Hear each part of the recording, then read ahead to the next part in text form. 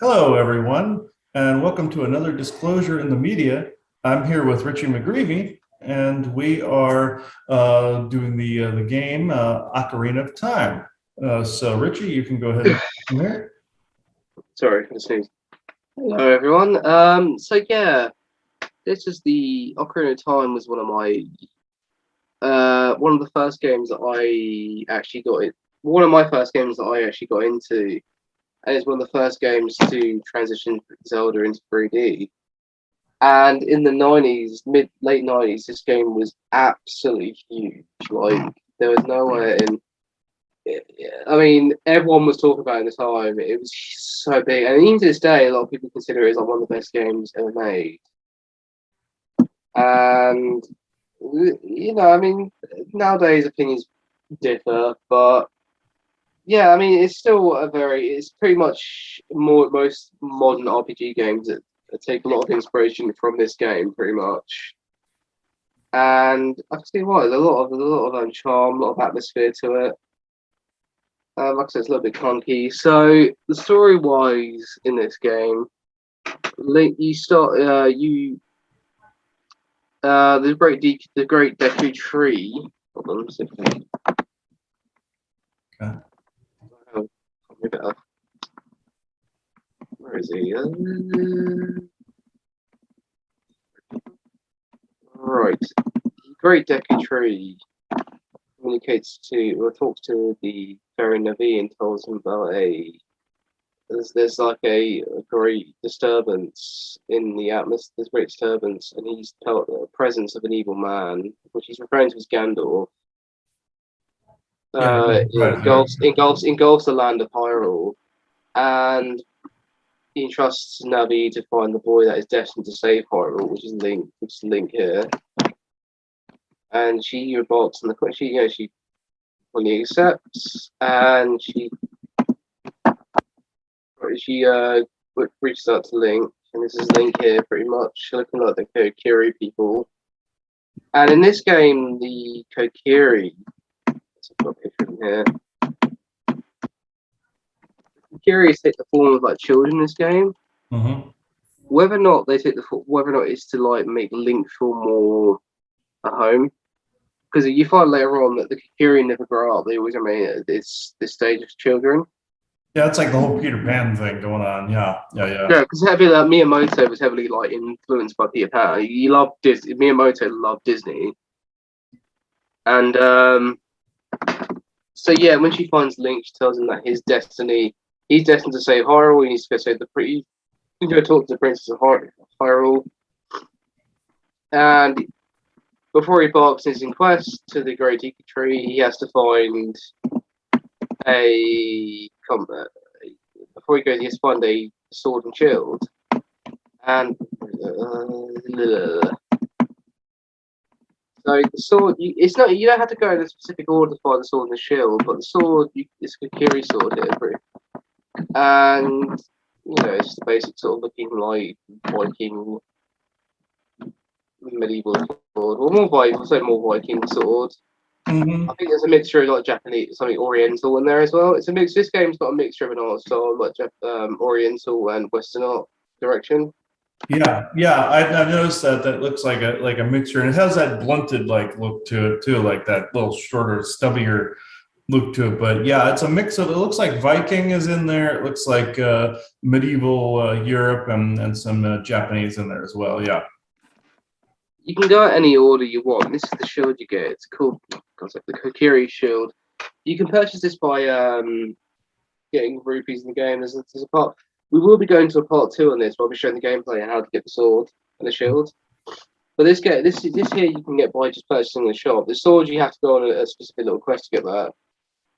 But yeah, as a child, this is like the main shield, practical shield you can use. So yeah, it's got the Kokiri symbol. It's got that symbol you get later on. And when you get the spiritual stone, this is what the symbol looks like. Yeah, that symbol has a strange energy to it. I've noticed when you brought that up, it has this weird, almost like yin yang feel to it. I'm not just going basing on what I'm feeling at the moment. It's like this weird, almost like it's rocking back and forth.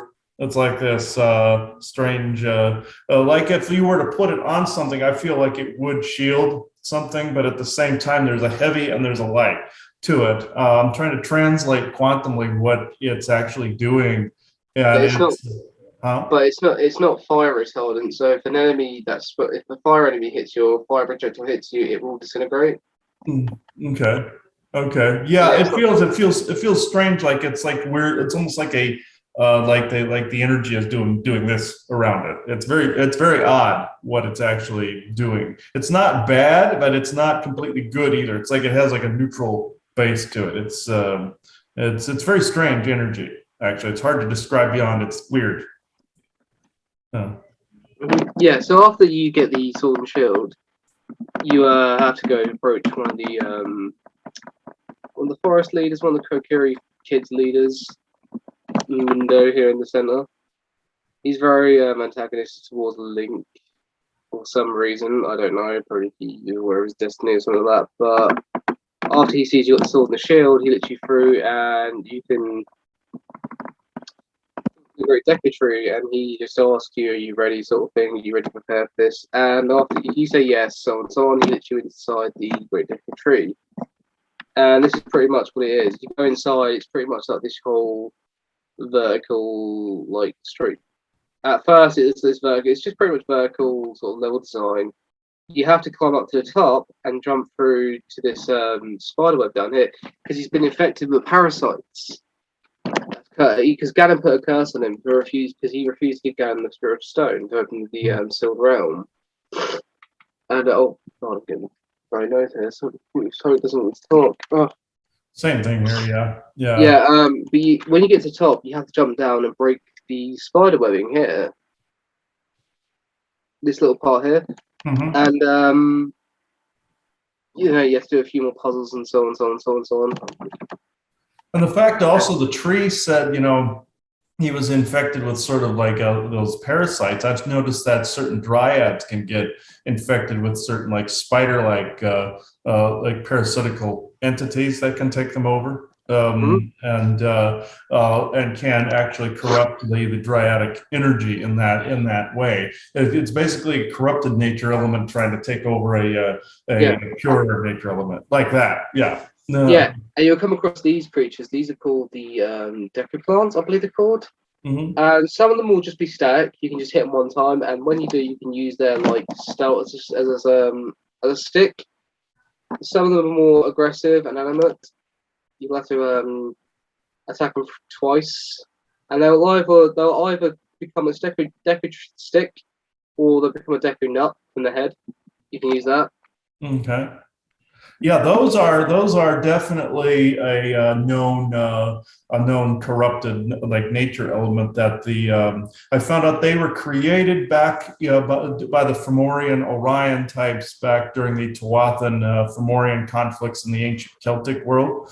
And they were basically created as a familiar demon type by the Fomorians at that time, or a weaponized entity. Whereas eventually the medieval human crowd, after the Irish eventually took over Ireland, and later on in medieval Europe, they found out that the way to fight these creatures was with tar water and pine pitch. You could prevent the spores from getting in you if you consume it. I wouldn't recommend it. It tastes like crap, but it smells like it belongs in the toilet. But it's very effective against these types of creatures. They're a fairly pervasive demon type in the here and now, but they can get they can be very small. And their heads look like Venus flytrap, but some of them have a football-shaped head to them.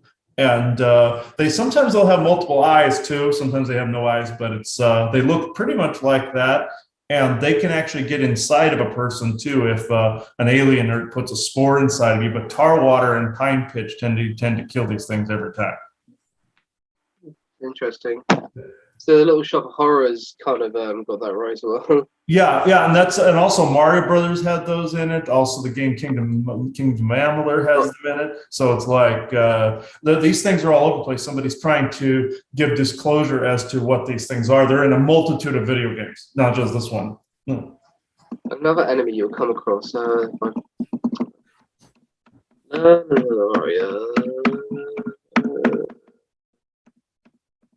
we are. We come across something called the skull terrors, I think they're called. They're these spiders with a skull face on their body, Hmm. and you have to hit them from the other side. Oh They yeah, will. that's true. Yeah, yeah. Yeah, you can't. They're impenetrable from the front, but when they're still their underbelly, you can pretty much destroy them. Yeah, those I've seen spider. What's really creepy is about that is I've seen spider entities. They're a known alien type, but at the same time, I've seen these infectious like ones, like the ones I told you can take over dryads that look like they have a back like a skull, like this. So it's like it's not quite a skull. It's how their body's shaped. Like it looks like eye sockets and stuff like that. But the obviously they got that from this because their body has kind of like this weird skull fang shape and they can infect properties. I mean, curses can do the same. They can infect land, but this the specific thing though that I've seen infect dryads and such.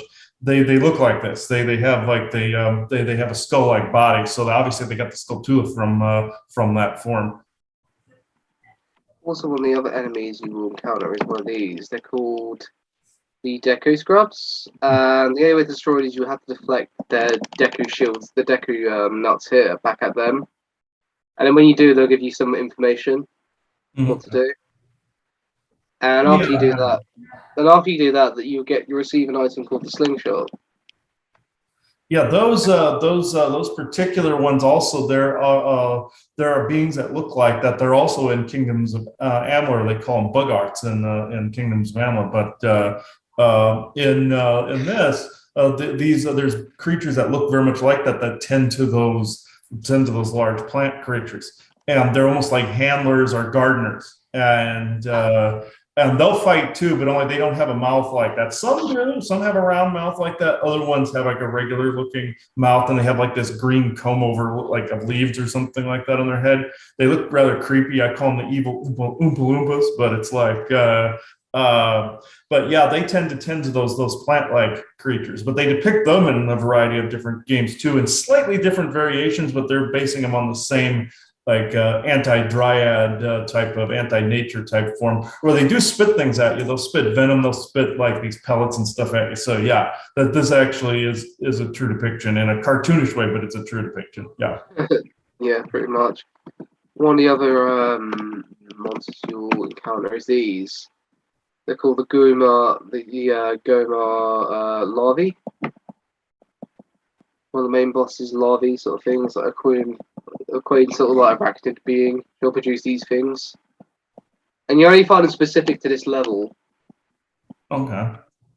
Yeah, Yeah. those that looks familiar to me. I've seen little things that walk around that look like a walking like there's flying eyeballs like you see in the Zelda series, but they have I've seen these things where they look like they're waddling around on the ground. Well, they sometimes they're more round, not have the shoulder looking apparatuses on the side or like a chicken leg look, but they sometimes will walk around like they have like spider legs, but they have like Yeah. a one eye. I think they're more of an arachnid. The real ones are more of an arachnid like form, but it's like.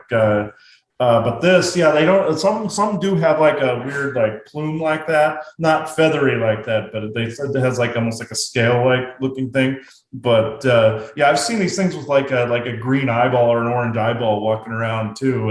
I tend to punt kick them off of properties when I find them, but it's like, but yeah, I've seen variations of those as well. And hold on. When you get to the end, this is pretty much levels simple as that. You come across the Queen Guma. This is her. And when you go into the room, you look up and you just see this like yellow. Oh God! Oh, what happened? Where'd you go? Oh, where'd you go? Come back. Yeah, you'll just see this like yellow eye looking at you. Because you in this game, you can go into like third person view, and if you look up in the ceiling in the boss room, you'll just see this like yellow eye looking at you. And Mhm. then when she jumps down, she'll appear in a form like this. Yeah, and you have to hit. You have to. What I do. I don't know, I'm not sure the full tactic of destroying her, but I throw a Deku Nut at her, and when she's vulnerable, you can slash her eye. Mhm. Then she'll climb back up into the ceiling, and she'll start dropping like the larvae at you. These creatures. Oh, okay. I've got another picture of her.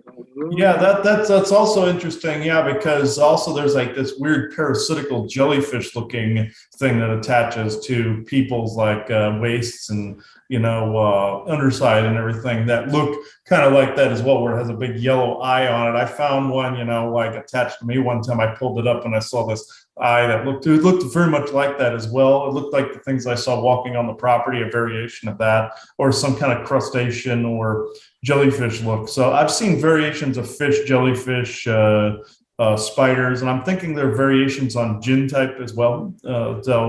I'm seeing like these mutated versions of that. So yeah, that makes sense. I've seen these large eyes on them looking at me, or I've seen a variation of eyes like spiders have, but sometimes the pronounced feature is the large yellow, orange, or red eye or green eye that's looking at you. Yeah, this is something that does appear later on in the game, but it's called. I forgot what it's called now.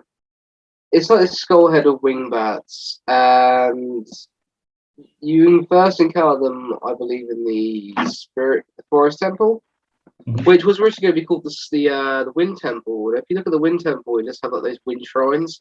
In Mm-hmm. this game, it was there's a lot of cut content in this game. There's going to be these fans that are going to be the Wind Temple, but later they just put them out randomly throughout the end game. You see them in like different temples. Mm-hmm. When you get to Ganon's Castle and you go to the Forest Temple, shrine, you see a lot of these fans. That's because it's originally the Wind Temple. Yeah, they replaced it. These things here, they're just flying skulls or wings sort of thing. I'm not sure they. You seen things like that, Chris?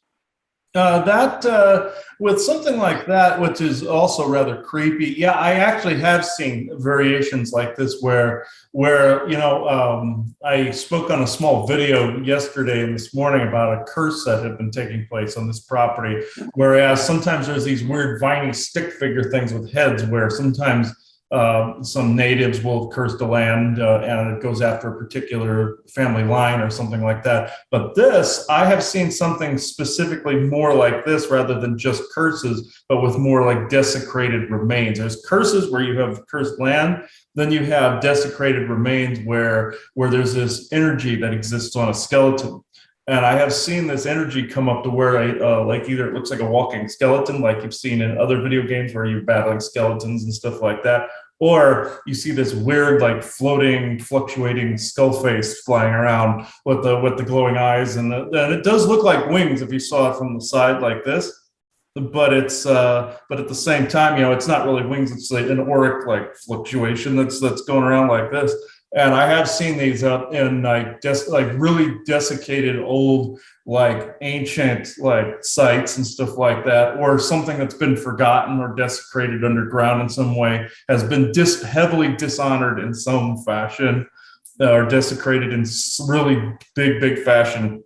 That's when you start seeing these type of things, is when it's really bad. I mean, it has to be far worse than what we've even seen it in the modern day to get this. This is the people had to have been dishonored very badly in some fashion, or like the remains were desecrated or cursed in some fashion to get this. You do see these a lot when you're an adult. That's when Ganon's taken over the land. Mm-hmm. 7 years of when the land's been corrupted and taken over. Yeah. So yeah, that makes sense. Yeah. They're associated with land corruption, but they're more so with people and land corruption at the same time. There's regular land curses that can desecrate a land area. Then you have those specifically when it's more combined with land and people. So yeah. There's another picture of Goma, what she looks like. A little larvae. Yeah, but this is the only time you'll fight these little larvae in the tree. They're a very unique enemy of the game. So yeah, very sort of arachnid. She's got like claws here. mm-hmm. Yeah, so yeah, but after you do that, you approach the Deku tree again, and he will discuss to you that his fate is already been doomed. But then later he will discuss to you about what the whole Triforce is, Mm-hmm. and he'll tell you about the whole who. The three goddesses who create this earth. It's called Din, I believe, Neru, and Arana. I can't remember the philosophy now, but I know. I think one of them, these goddesses who gave like that, one of them gave life to the world, Mm-hmm. One gave power, the other gave intellect. I believe I can't remember now. It's been a while since I played this game. Yeah. Oh, yeah. That This is makes a sense where they would be embodiments Din. of So different. the purple one here is Din. Blue one is Nehru. No, is that Farada? Is it? I know the blue one is Nehru. I believe the purple one here is Din. Okay, what's the green one called? Um, Flora, Flora, I believe. Like she gave Earth green, Okay. and Yeah, then the Earth that green. seems like it would be more nature. Yeah. Like this sounds like more like how the original what we were told about the three houses, creating nature, creating more soul and intellect and all this other stuff. It sounds very similar to a very old creation story of like it was like House M, House E, and the universal constant. That sounds very much like similar to that, where it was nature, intellect, warrior, and soul. It was very similar to that. But we found out that was only one part of the universal multiversal creation story, but that was more of a myth that was created around that. So that's basically is what that's disclosing is and they're also using the power of three like they do with the Triforce, even though the Orions bastardized the creation story and bastardized the triangle and the power of three to their advantage. They basically weaponized it. They've been weaponizing it for centuries. They like to use triangles. The insectoids love to use triangles to harm people, things of that nature. So that's why we have to reclaim the power of three and use it for our advantage versus theirs. But that's essentially, in a nutshell, what was going on with Yeah, that. and I'll talk about when the goddesses left. They left a legacy called the Triforce, Mm-hmm. which a person with true intent can inherit this. Ganon being one of them, also unfortunately. But yeah, but Link though, when he's a kid, this is pretty much Link. He's a kid in this rendition, and he's got the Kokiri sword, Kokiri shield. Um, but yeah, that plays later on in the game. Yeah, And I the know you go Kokiri forward in time, so like 7 years and become an adult in and that game. Yeah, yeah. the Kokiri, the woods in this end on this game is like they all live in stumps, tree stumps. The Kokiri, Mm-hmm. this world, they all live in the tree stumps, pretty much. Oh yeah, there's some Uh, elemental tribes that live in like stump looking homes. Yeah, that look like there's some elven type people yeah. that their homes look like a mix between hobbit houses and stumps. Yeah. So, all right. So it's pretty much pretty cool. What you expect from most And elementals. I believe also you said, they got their inspiration from like Disney. He was like the artist was Yeah, very much into Disney. It's interesting where they did the whole kid look because there's more to Disney than meets the eye. I won't go completely into that. That's probably a completely different show altogether, but there's a lot of nefarious stuff going on in the background there with yeah. a lot of like there's been human trafficking and stuff in the background, that's being redacted even as we speak that have to do with children. So that's interesting that they went totally. I'm not saying the game makers of this did that, but I'm just saying that in the ugly background, more of Disney, that's some of the stuff that was taking Oh place.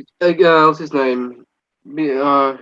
Miyamoto himself, the director. Was it Miyamoto or I forgot his name? What's his name? Blah blah blah. Oh, I forgot his name. But yeah, but the creator himself, Miyamoto, was heavily inspired by Disney. He loved, you bombed Disney pretty much. Yeah, yeah. And he took the look of Peter Pan and incorporated it into this game. So that's where Link got his green tunic from and all that. Yeah, the whole Peter Pan thing going on. Yeah, the you can tell it was definitely inspired by that. Yeah.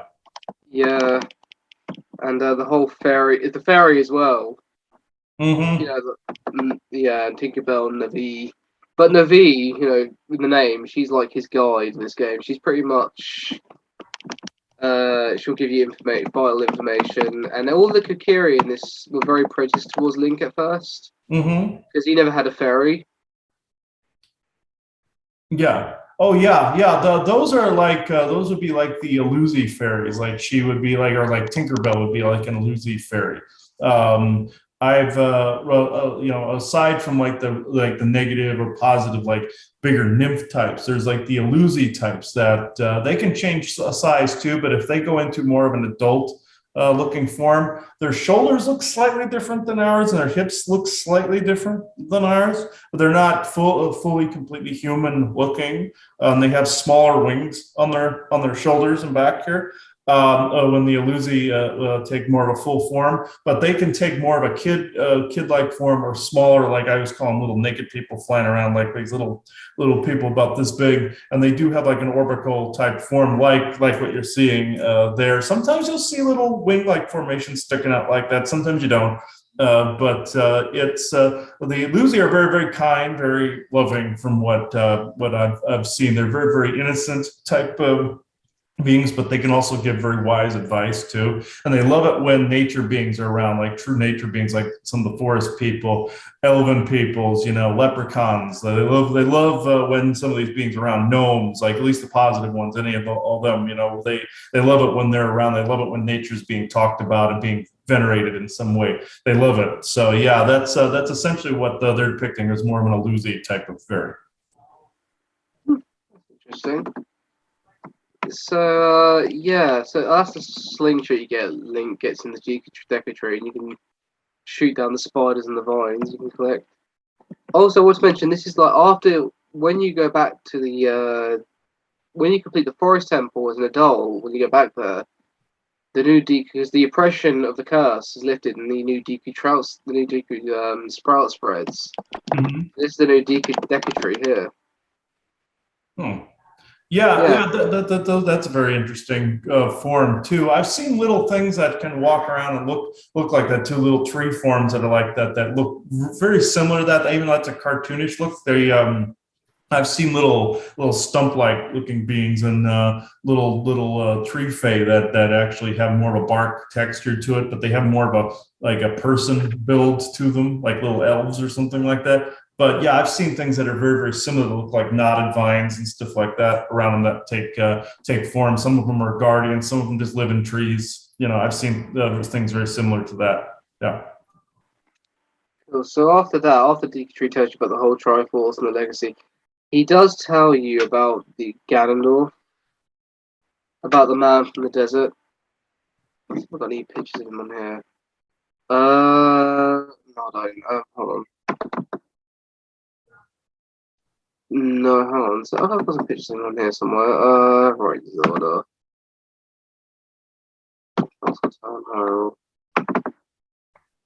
Right. Yeah, he'll talk about Ganon himself. Yeah. All right. And you'll see this like menacing figure running through the flames on a horseback. And this is him, Ganon. This is him in the earlier years before he became actually the corrupted king of Hyrule. He looks like it's in the Gerudo tradition. It's every 100 years a male is born in the Gerudo culture. The Gerudo cultures are like these Middle Eastern looking people. Mm-hmm. And even in the earlier builds of the game, they even have the Islamic symbol, but they had to remove it because of religious controversy and all that, and they replaced it with something else, a more pagan looking symbol. Yeah. But yeah, and this reminds me a lot of these dark Cassiopeian groups. And I have seen a lot of the Muslim people have this sort of hair, reddish hair, Mm-hmm. or they have reddish beards, so I don't know if that's that's the dark Cassiopeian influence in there.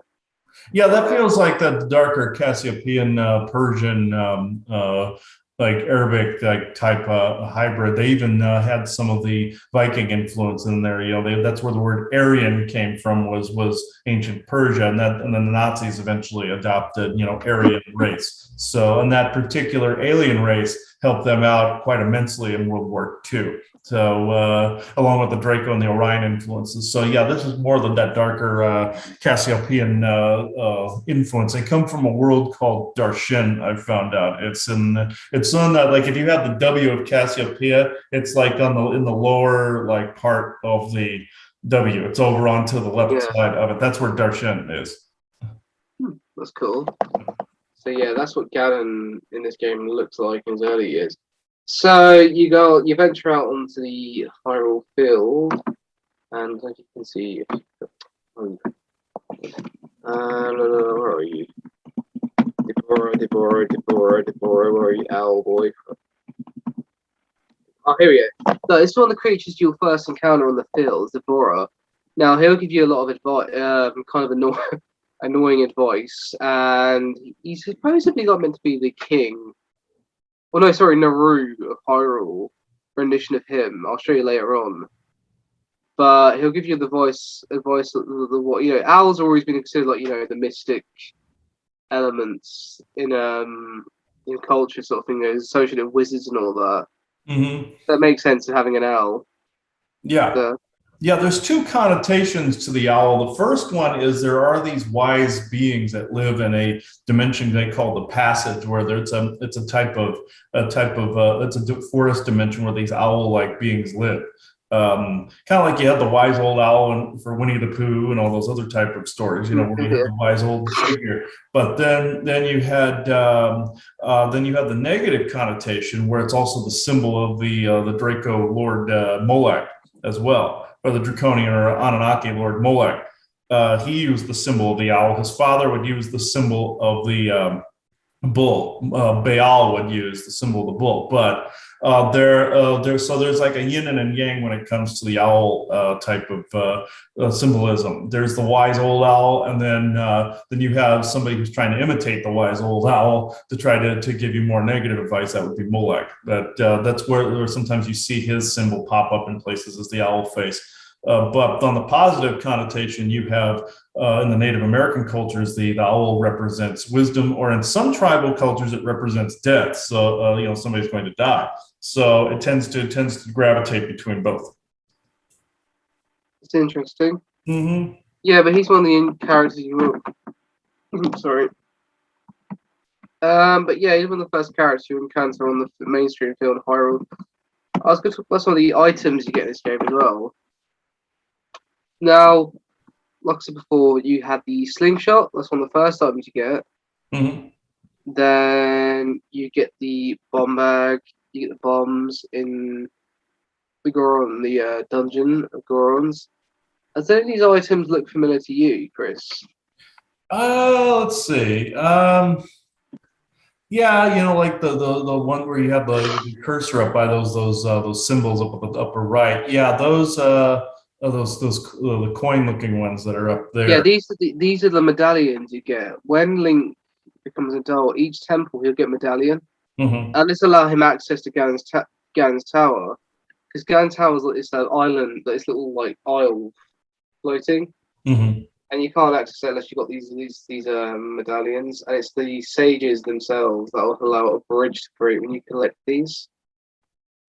Yeah, that makes sense because in some cases where you're wanting to access a portal or access part of the Bifrost network from Norse and Scandinavian mythology, they would either have like a symbol, like it looks like a coin or a medallion, or they'd have like a sword or a key, like Thor's hammer was a key to open that as well, and open some locks of the Bifrost wall or lock it down. It's very similar with those where they could be protection, but at the same time they would unlock a portal network. The Atlantean keystones were pretty much the same way, even though we found out in a previous Zelda episode those had more of a negative connotation than I thought. But the keystones had and the tower, the Crystal Tower of Atlantis had a negative connotation. We came to find out from the dog person that was with us. But yeah, those would be more like you would have access to different types of information, different parts of the portal networks, Bifrost, things like that.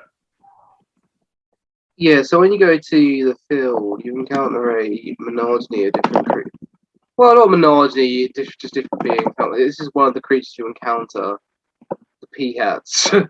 And they're essentially like levitating pineapples, pretty much. And you can defeat them. You have to wait until they explode underneath.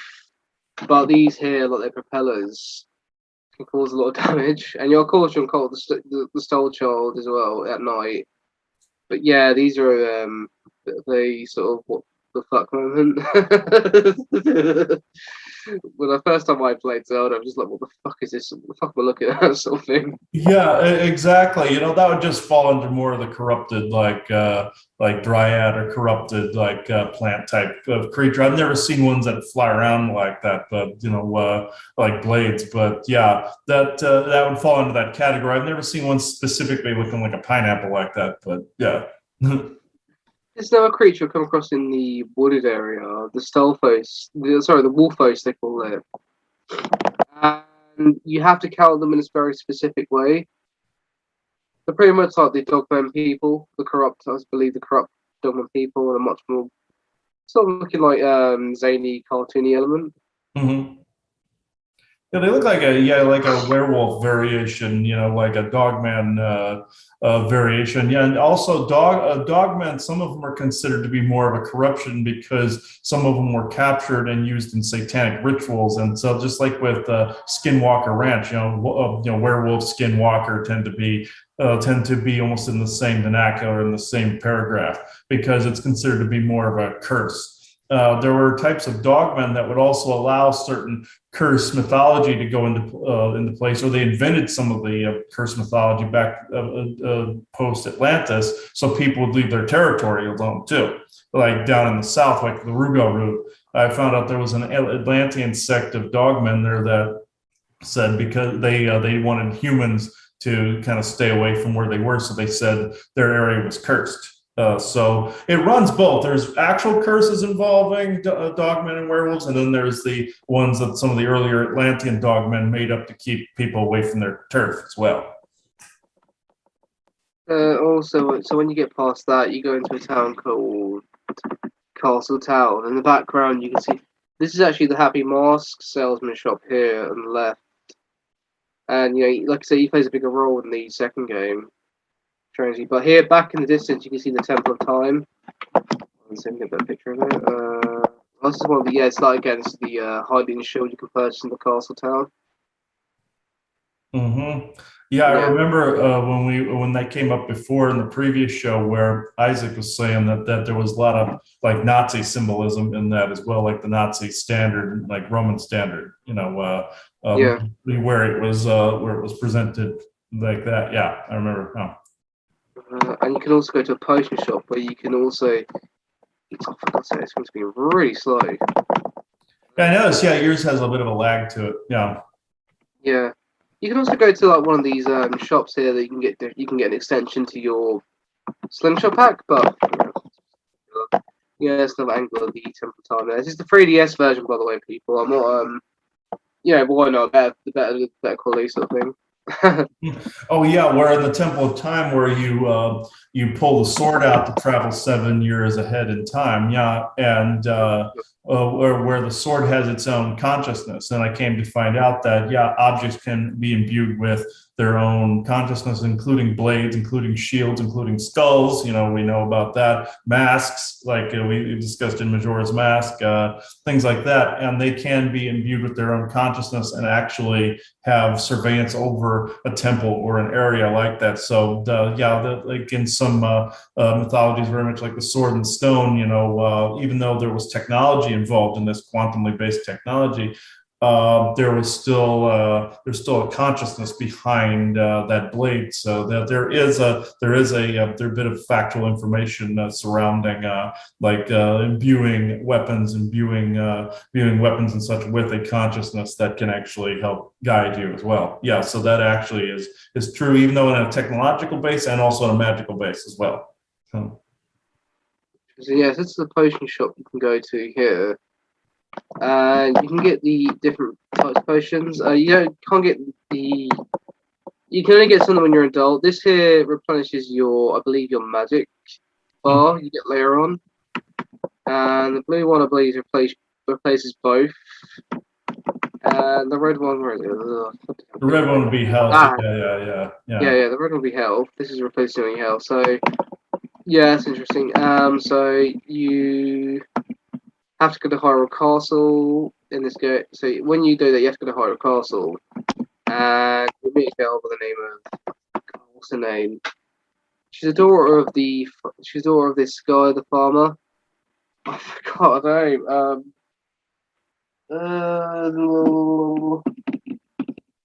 Romani. That's it. The Romani farm. She's the daughter. I think her name's Romani. That's a secondary name, but her father here. You'll come across her, and she'll say her father's not hasn't returned, and you find out he's asleep. She'll give you an egg, and later on, and when the day emerges, you have to it will hatch into a rooster, and you have to give it to her father and wake him up. And I'll go back, and he'll return back to the farm. This is interesting too. When you're an adult as well, you can. This guy here, he collects souls, pose, specific souls. If you trade him, he'll give you a certain amount of money. I believe you get your heart piece when you collect all of them. Okay. Okay. And Yeah. I believe he's an Orion type, if I'm correct. Yeah, that would be more like a soul collector Orion type. I mean, not so much Lancaneer, even though they're the soldiers that do soul collecting too. That would be more like a Orion like soul type, and yeah, or a Jinn where like if you give them something in return, they grant you ill-begotten wishes too. But with this. Like it makes sense that he gives you heart pieces in return for souls because essentially that's more of a trick. You know, you're giving them what they want, they'll give you something in return, like supposed abundance or money or something like that. So it makes sense that he's giving you something that you could possibly use in exchange for taking soul energies, either consuming them or trading them. So yeah, that's more of an Orion Fomorian type. Yeah. That's when you're an adult. So when you awaken the farther up, you're allowed to get into the car. You get able to get the castle, and you have to traverse past the guards. And then you'll meet Zelda, and she'll tell you about her dream, and she'll say she had a dream about the forest, a boy in the forest in green garnets, who's destined to save the Hyrule. And then she'll show you the picture of. She'll let you see Ganon, who will present himself to the king. It's sort of like he's kissing up to the king in a way. But because she's a child, no one believes her, and she believes it's up to her and Link to stop whatever's going on, to stop the bigger picture.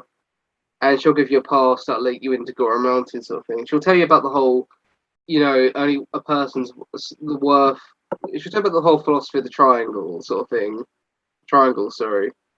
And Ganon, she believes, is the one who has the Triforce of power.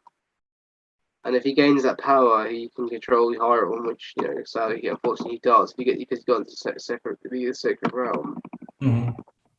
So, yeah, so it's after that. Right. So yeah, after that. You have to go to Kokiri Village and you approach the guy. Well, you can do there's two things you can do. You can either just go straight to the mountain or you can go to the graveyard. I forgot to mention that your friend Saria gives you an ocarina, which allows you to play certain songs that unlock certain puzzles. And Inca here will teach you, after you've spoken to Zelda, Inca will teach you Zelda's lullaby. This will allow you to access certain parts of the access certain doors. If you see the triangle anywhere and you play that song Zelda's lullaby, da da da da da da da da, it will open up or whatever, and you can go through. Inca will teach you this song. Now she's part of the Sheikah tribe. The Sheikah are like these essentially they're like ninjas that devote themselves to the royal family. So like the samurai sort of element to it as well.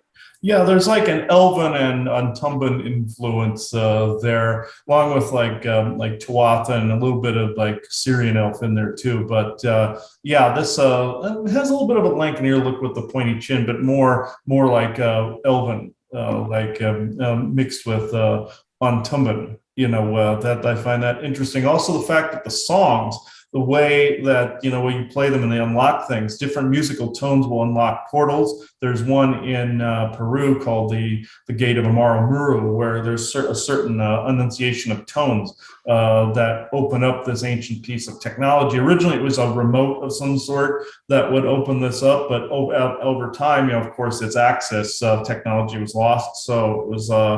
So people would have to utter a certain tone or word phrases to open it up. So that actually makes sense. But back to her, yeah, I see beings like this on a regular basis that exist in different elven pockets, both Tuathan and also nature elves. Like in the Elder Scrolls series, you have the Bosmer that are in that are actually quite similar to this. I mean, of course, you have the Alderman and all of them in that, but with this is closer to more like Wood Elf meets Untumban Warrior. This is essentially that. So I've seen variations and hybrids of different races too. That's how it is out in the galaxy, where you have that have like a mix, like we have here. It's starting to get that way. So this again, this reminds me of both Untumban and Elven together. And that actually fits because there were elves and fairies. There's elves and fairies on Untumba. So there are mixes of both Viking and Elven fairy groups, because a lot of the former House M had an affinity more for Elven ladies. So it was like, so this actually makes sense. And it also was like made sense as far as the Antumans go, that there would be a mix between them too. That's interesting. Hmm. This is one of the key items you have to get. And you get this as when you return, it's called the Eye of the Lens of Truth. And it's like it's got the Sheikah symbols based off of. And this allows you to see into the paranormal elements where secret doors were, Mm-hmm. or ghosts or anything that isn't in the naked eye can't see. Yeah. Oh, yeah. Yeah. You can create devices like that where they're like almost like a scrying mirror, where you can see either great distances with it, or people can actually create like a lens where you can actually see into other dimensional states through veiled layers and see beings. And there was based on some technology as well, like during the Atlantean period and before, where there's pieces of technology where you can literally either have them as a pair of glasses, very much almost like the whole they live concept, where you have the sunglasses, but it's like in a way, Right. even though that was symbolic for opening people's eyes or awakening. There are pieces of technology, or like in the movie 13 Ghosts, where they put the glasses on and can see all the ghosts.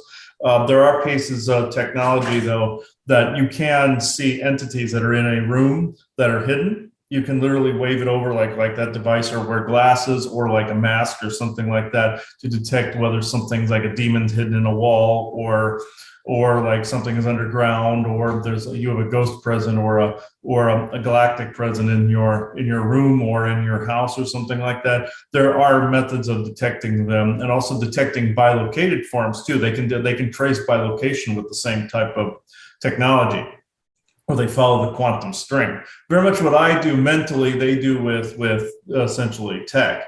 And what you can train your brain to do, they can do with tech. And there are variants of different races that use this. Our military uses this. The Lancaneers are an darker elven type of race, or more evil-based soul hunter or caravan type guard. They have the ability to trace bilocators that bilocate into their government allocated territory, like around military bases and everything. They're very picky about that. Some races are very picky about people bilocating. That's because they're also using not only their mental capabilities, we're using technology that's like this. Interesting, yeah. That's very interesting. So you can either go, like I said before, you can either go straight to Goron Village, or you can go to the, like I said, you can go to the cemetery here, and like I said before, you play the song the princess, the Zelda's lullaby, and this whole monastery, this stone here will combust, and it will lead a hole where you can go into the underground tombs. And there's a picture of it here. No, there isn't. So yeah, you will learn the sun song, You go under these ground tombs. Oh, was there a picture? I'm pretty sure there wasn't a picture. Ah, right, here we are. When you go underground, you will come across the Redeads here, in this giant tomb. As a kid, these scared the living shit out of me. They terrified me to no end. I was literally dripping with sweat when I had to go. They make these horrible groans. The fact they're very static, and only if you move too quickly near them, they'll make these ear-piercing squeals, and they'll paralyze you, and then they'll jump on top of you and start sucking the blood at you, like vampiric type of beings would do. Mm-hmm. And the only way you can move past them is if you don't make any like really drastic or sudden movements. Or if you play the Sun Song, like I said in this game, the Sun Song, they freeze up. The Sun Song allows you to turn night to day pretty much. Okay. Transition night to day. Sun Song. Oh yeah, the Redettes, those are essentially ghouls, like graveyard ghouls, and vampiric, like mimicker type demons, all kind of rolled into one, or like these Walking Dead like versions of almost like a goblin or something like that. Yeah. It's like or like a weird jinn like form. Yeah, that's I've seen things like that before, where they things that are wandering in graveyards that are very similar to that. They're essentially ghouls used to gnaw on the bones of the dead, but now they're just some of these are disembodied. Some of them look like this, where they essentially do exactly what the Redead said you said to do. So yeah. Yeah, like you said before. Remember you saying the Orions make these ear-piercing squeals? Yeah. These guys do the exact same thing. They all make horrible, like, piercing squeal, and it used to terrify the shit out of me as a kid. Oh yeah, if you hit an Orion in the face or something, they're gonna make an ear-piercing screech like that. Yeah. It terrified me as a kid. I cannot tell you how much fear these these bony little bastards put into me as a kid. Oh, I can see why. Yeah. I cannot tell you, they were terrifying. I mean, all right, this is a more detailed version, but I'm just talking about these polygon looking turds put so much fucking fear into me as a kid. I was literally drenched in sweat when they used to appear. It's the groans they make as well. But I don't. Well, again, like I said, when I get the footage up on this video, it's they make like this. It's creepy groaning and everything. Yeah. They're pretty creepy. Yeah. And the fact they're like so static as well, it creeps me out to no end. These things are horrible. It was like that kind of for me a little bit when I was playing through the side DLC in Fallout New Vegas, where you go into the Sierra Madre and there's all these creepy undead people that were wandering around in there. It was creepy. I played through it, but I was thinking, God, I'm glad I'm done with that DLC. But it's like, so these things can just go fuck off. But yeah, after that, also I want to talk about some of the other side quests you can do in Kokiri Village. When you're an adult, you can also when you're in the graveyard, you'll count these beings the pose, the whole jack-o'-lantern sort of thing. Edgar Allan Poe, whatever. Mm-hmm. Sort of thing. But I believe these are more related to like the Will o' the Wisps sort of type of characters. Mm-hmm. I believe. Yeah, these would be more like, I've seen like weird like lights in graveyards and stuff like that have like weird like floating like forms like this too. And sometimes ghosts will degenerate into forms like this. I've seen that, where if something's wandered enough, or if it's been cursed or something like that, I've seen ghosts degenerate in forms, or ghosts fuse with more demon forms to form things like this. And certain ghosts will if a curse is applied, will look like this. People tend not to give too much credence to curses and to ghosts fusing with things, because people believe that the ghosts go automatically to the other side, and there's no no transition, there's no trapping or anything like that. But yeah, these things do happen. Yeah. But yeah, it does Yeah. happen like that, folks. Yeah.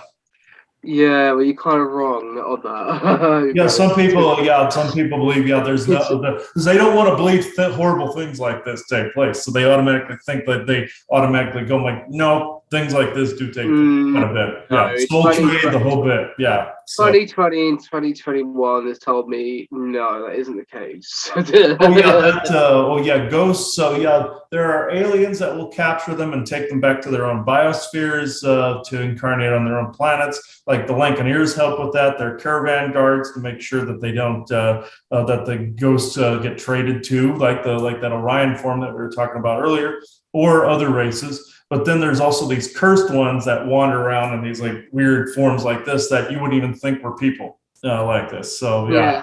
Yeah. So like the Ghostbusters as well, sort of thing. Yeah, it's like that. Yeah, people see that as comical, but there are a lot of weird ghostly forms that you wouldn't guess were human until you rewind the clock back on them and basically restore them to how they looked, and then you recognize them as more human. But yeah, that can happen, everybody. Yeah. You come across these guys called the Carpenters. You'll come across them later on in the game. They'll help you build a bridge to gain easy access to the Gerudo village. They've been captured when you're an adult. They've all been captured by the Gerudo women, and you have to free them. But I'll get back into that later on. Okay. This is another character you come across called Dampy, the Gravekeeper. You pay him a certain amount, he will dig up certain parts of the graveyard and he'll give you rupees. And you have to later on, there's a picture of him. When he's a ghost. Later on, when he's a ghost, when you're an adult, he's a ghost, and you have to raise him, and he'll give you the hook shot. Mm-hmm. The hook shot item that allows you to grapple in certain parts of the areas. Yeah, and he claims it as like his buried treasure, the hook shot. But yeah, that's got Dumpy, the ugly gravekeeper. I believe he appeared.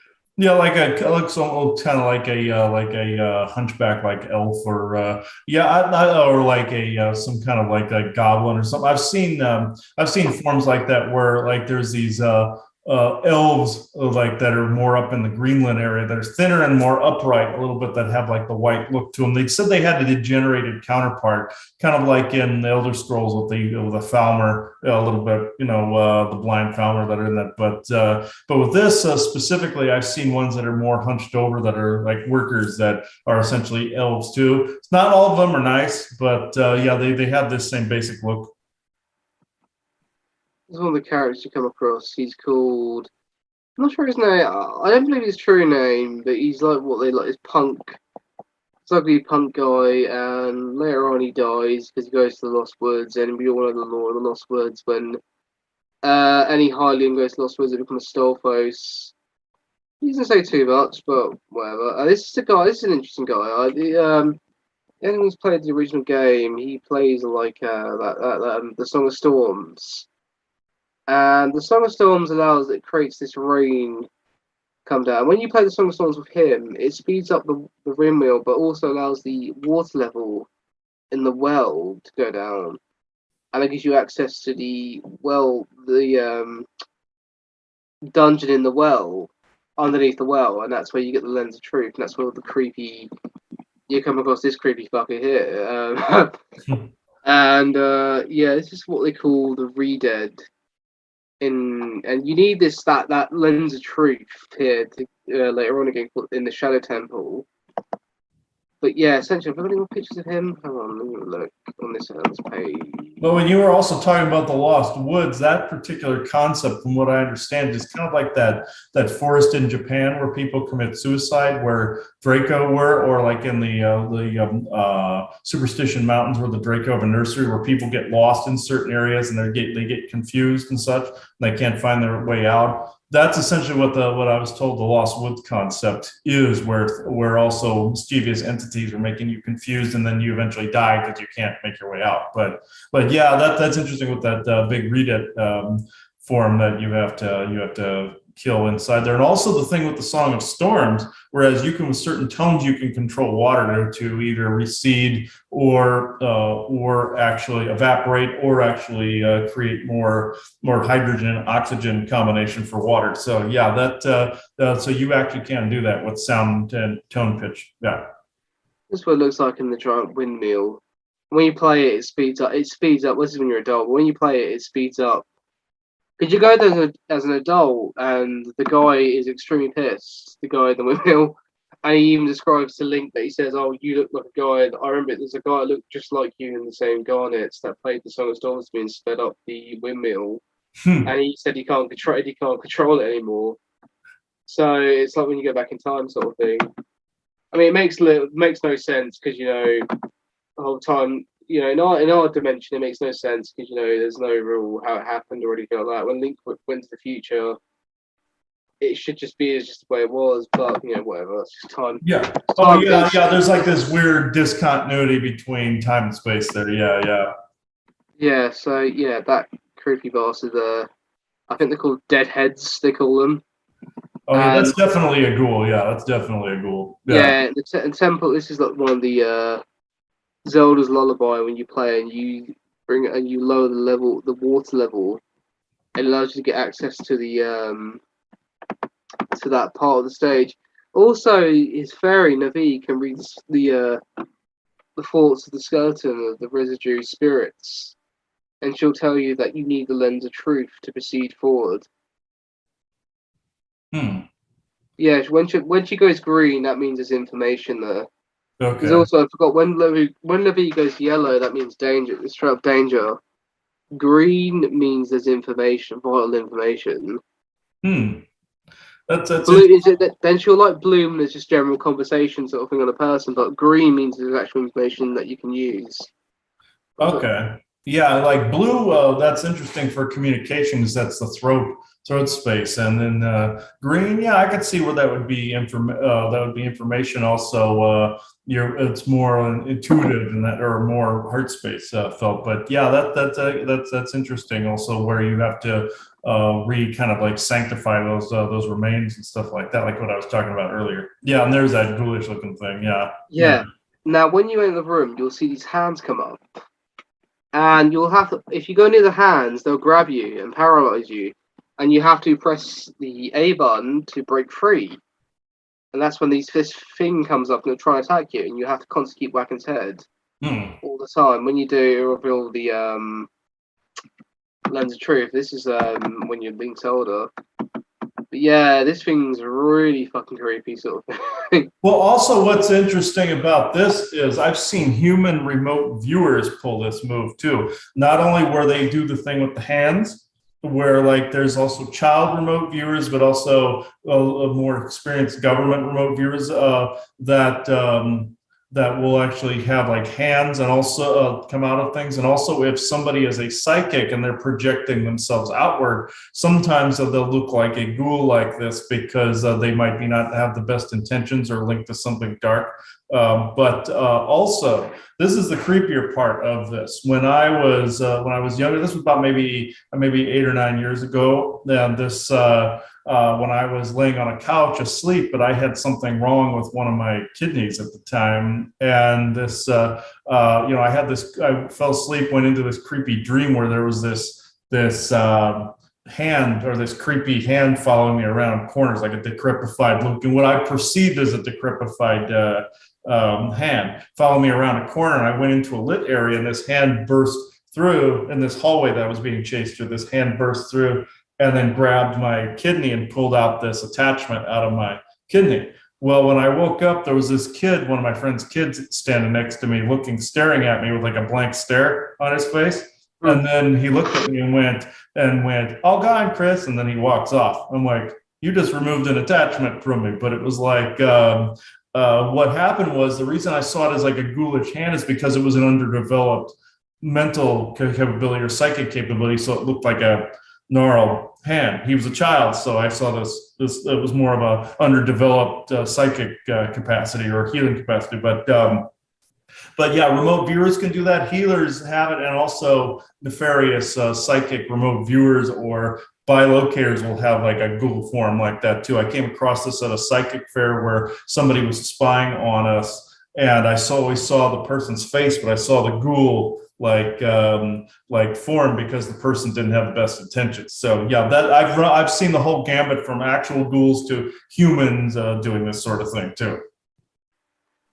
Yeah, so that's the so that's mostly like Kokiri side quest. Oh, sorry, the Kakariko village side quest. So after that, when you've done most of that, oh yeah, here he is. Stampy when he's a ghost. He's got a little halo above his head, but you can't really see it at the moment. But yeah, that's the Kokiri side quest. You can get other side quests as well when you're doing like the whole balls and the cuckoos and whatever.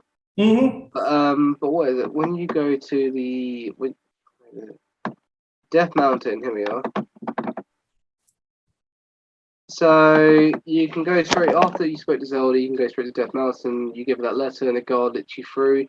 He laughs in a sort of sneering way. You know, Zelda's just a little child. Oh yeah, he dreams of fantasies and whatever. Don't really believe Link, so on and so on. You go up to Gora Mountain, and you come across the first time you come across the Gorons, these little balls of rock here, and you said before they're like the I've got a picture of an actual Goron here. Where are they? No, I haven't got a picture of an actual generic Goron, but okay, here we are. Right, it's just one. So these beings can roll up in a ball. They can spin around. That's how they traverse in fast ways. Some of them look like this. Is Damani. He's the head of the Goron clan. He's been extremely pissed off because he feels like the Hyrule have sent a little kid to do his bidding, and he feels like he's been very sort of degenerated. He feels like he's been neglected because he was very connected to the King of Hyrule at the time. When you play, and after this, you have to go back to the Kokiri. Hang on, let me go back. You have to go back to the Kokiri Forest after this point. Here we are. You have to go to the Lost Woods. When you go to the Lost, no, it's not here. When you go to the Lost Woods, you play Sophia's song. Where is she? Sophia. You know, in Japan, I don't know how you pronounce it in Japanese, but did I put it in this? Did I put it in this category, or did I put it in Death Mountain? Hold on a minute. No, hold on. Sorry, people. It's all right. Where is it? Right, Death Mountain. Do I put it here? Oh, I didn't put it there. But yeah, but anyway, get back to the Gorons themselves. What they look like. Go back on. Yeah, these are like sort of. Oh yeah, rock beings. I've seen ones that can roll up into rock forms, very much like those. They loosely depicted them in the old Star Trek series too, as being able to convert from like lava and back and forth. They were actually merging two races there. One's like the Goron, and there's this other type that's more like a rock golem that started out as a conjuring and became its own life form, and was able to actually control lava and become and birth different forms of itself, like hardened forms. So they depicted that kind of loosely in Star Trek, the original series, a little bit. But these are a little bit different, where they can roll around and they can look like rock forms if they're discovered. Like they can just kind of take a rock form and just kind of hang there for a minute and wait for a human to walk by or something. Like they'll roll up and, So yeah, there are beings that are like this exact thing. And then there's the other type that actually was born more of like lava type forms. That's more of a rock golem, that they kind of float. They have like the rocks underneath that kind of float a little bit. And those were conjurings from a very long time ago that became their own life form, very much like a Wendigo. Wendigo were originally a conjuring that became a biological life form too. So you got to be careful what you conjure. Some things are given life and then they remain. So just like the rock golem type.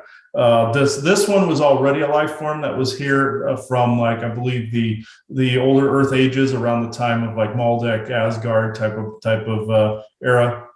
And I believe they were from there, and they were here to. Oh, they were native Earth. That's what I was just told. Okay, primordial Earth, but then they became more like this over time. But they can still take the forms of rocks. Interesting. An elemental type, yeah. Mhm. So after you get the song from Sophia, is this Safia or whatever? His best friend Nikakiri, whatever. She plays a part in the huge. She plays a part later on. I'll explain more on. But after you play the what's it called? The forest song. He sort of Damani himself lightens up. His mood lightens, and he becomes more accepting of Link. And he asks him to do a quest to give him the spirit to gain the spiritual stone. He wishes him to do a quest to get rid of the Gungo infestation in the Gora mines. Okay. The Gora mines is like where they get their food. These guys are like rock eaters as well. They consume rocks. Mm-hmm. Their main prime source, but it's blocked up. So you have to use a bomb to destroy the entrance to the mines. But Link at the time cannot lift anything. Pretty much, she's kind of a bit of a pussy at the time, and so he gets the Goron bracelet to lift up bombs. I've got them here. Are they? Yeah, the flower bombs, which we see later in that only native to Goron. Death Melon.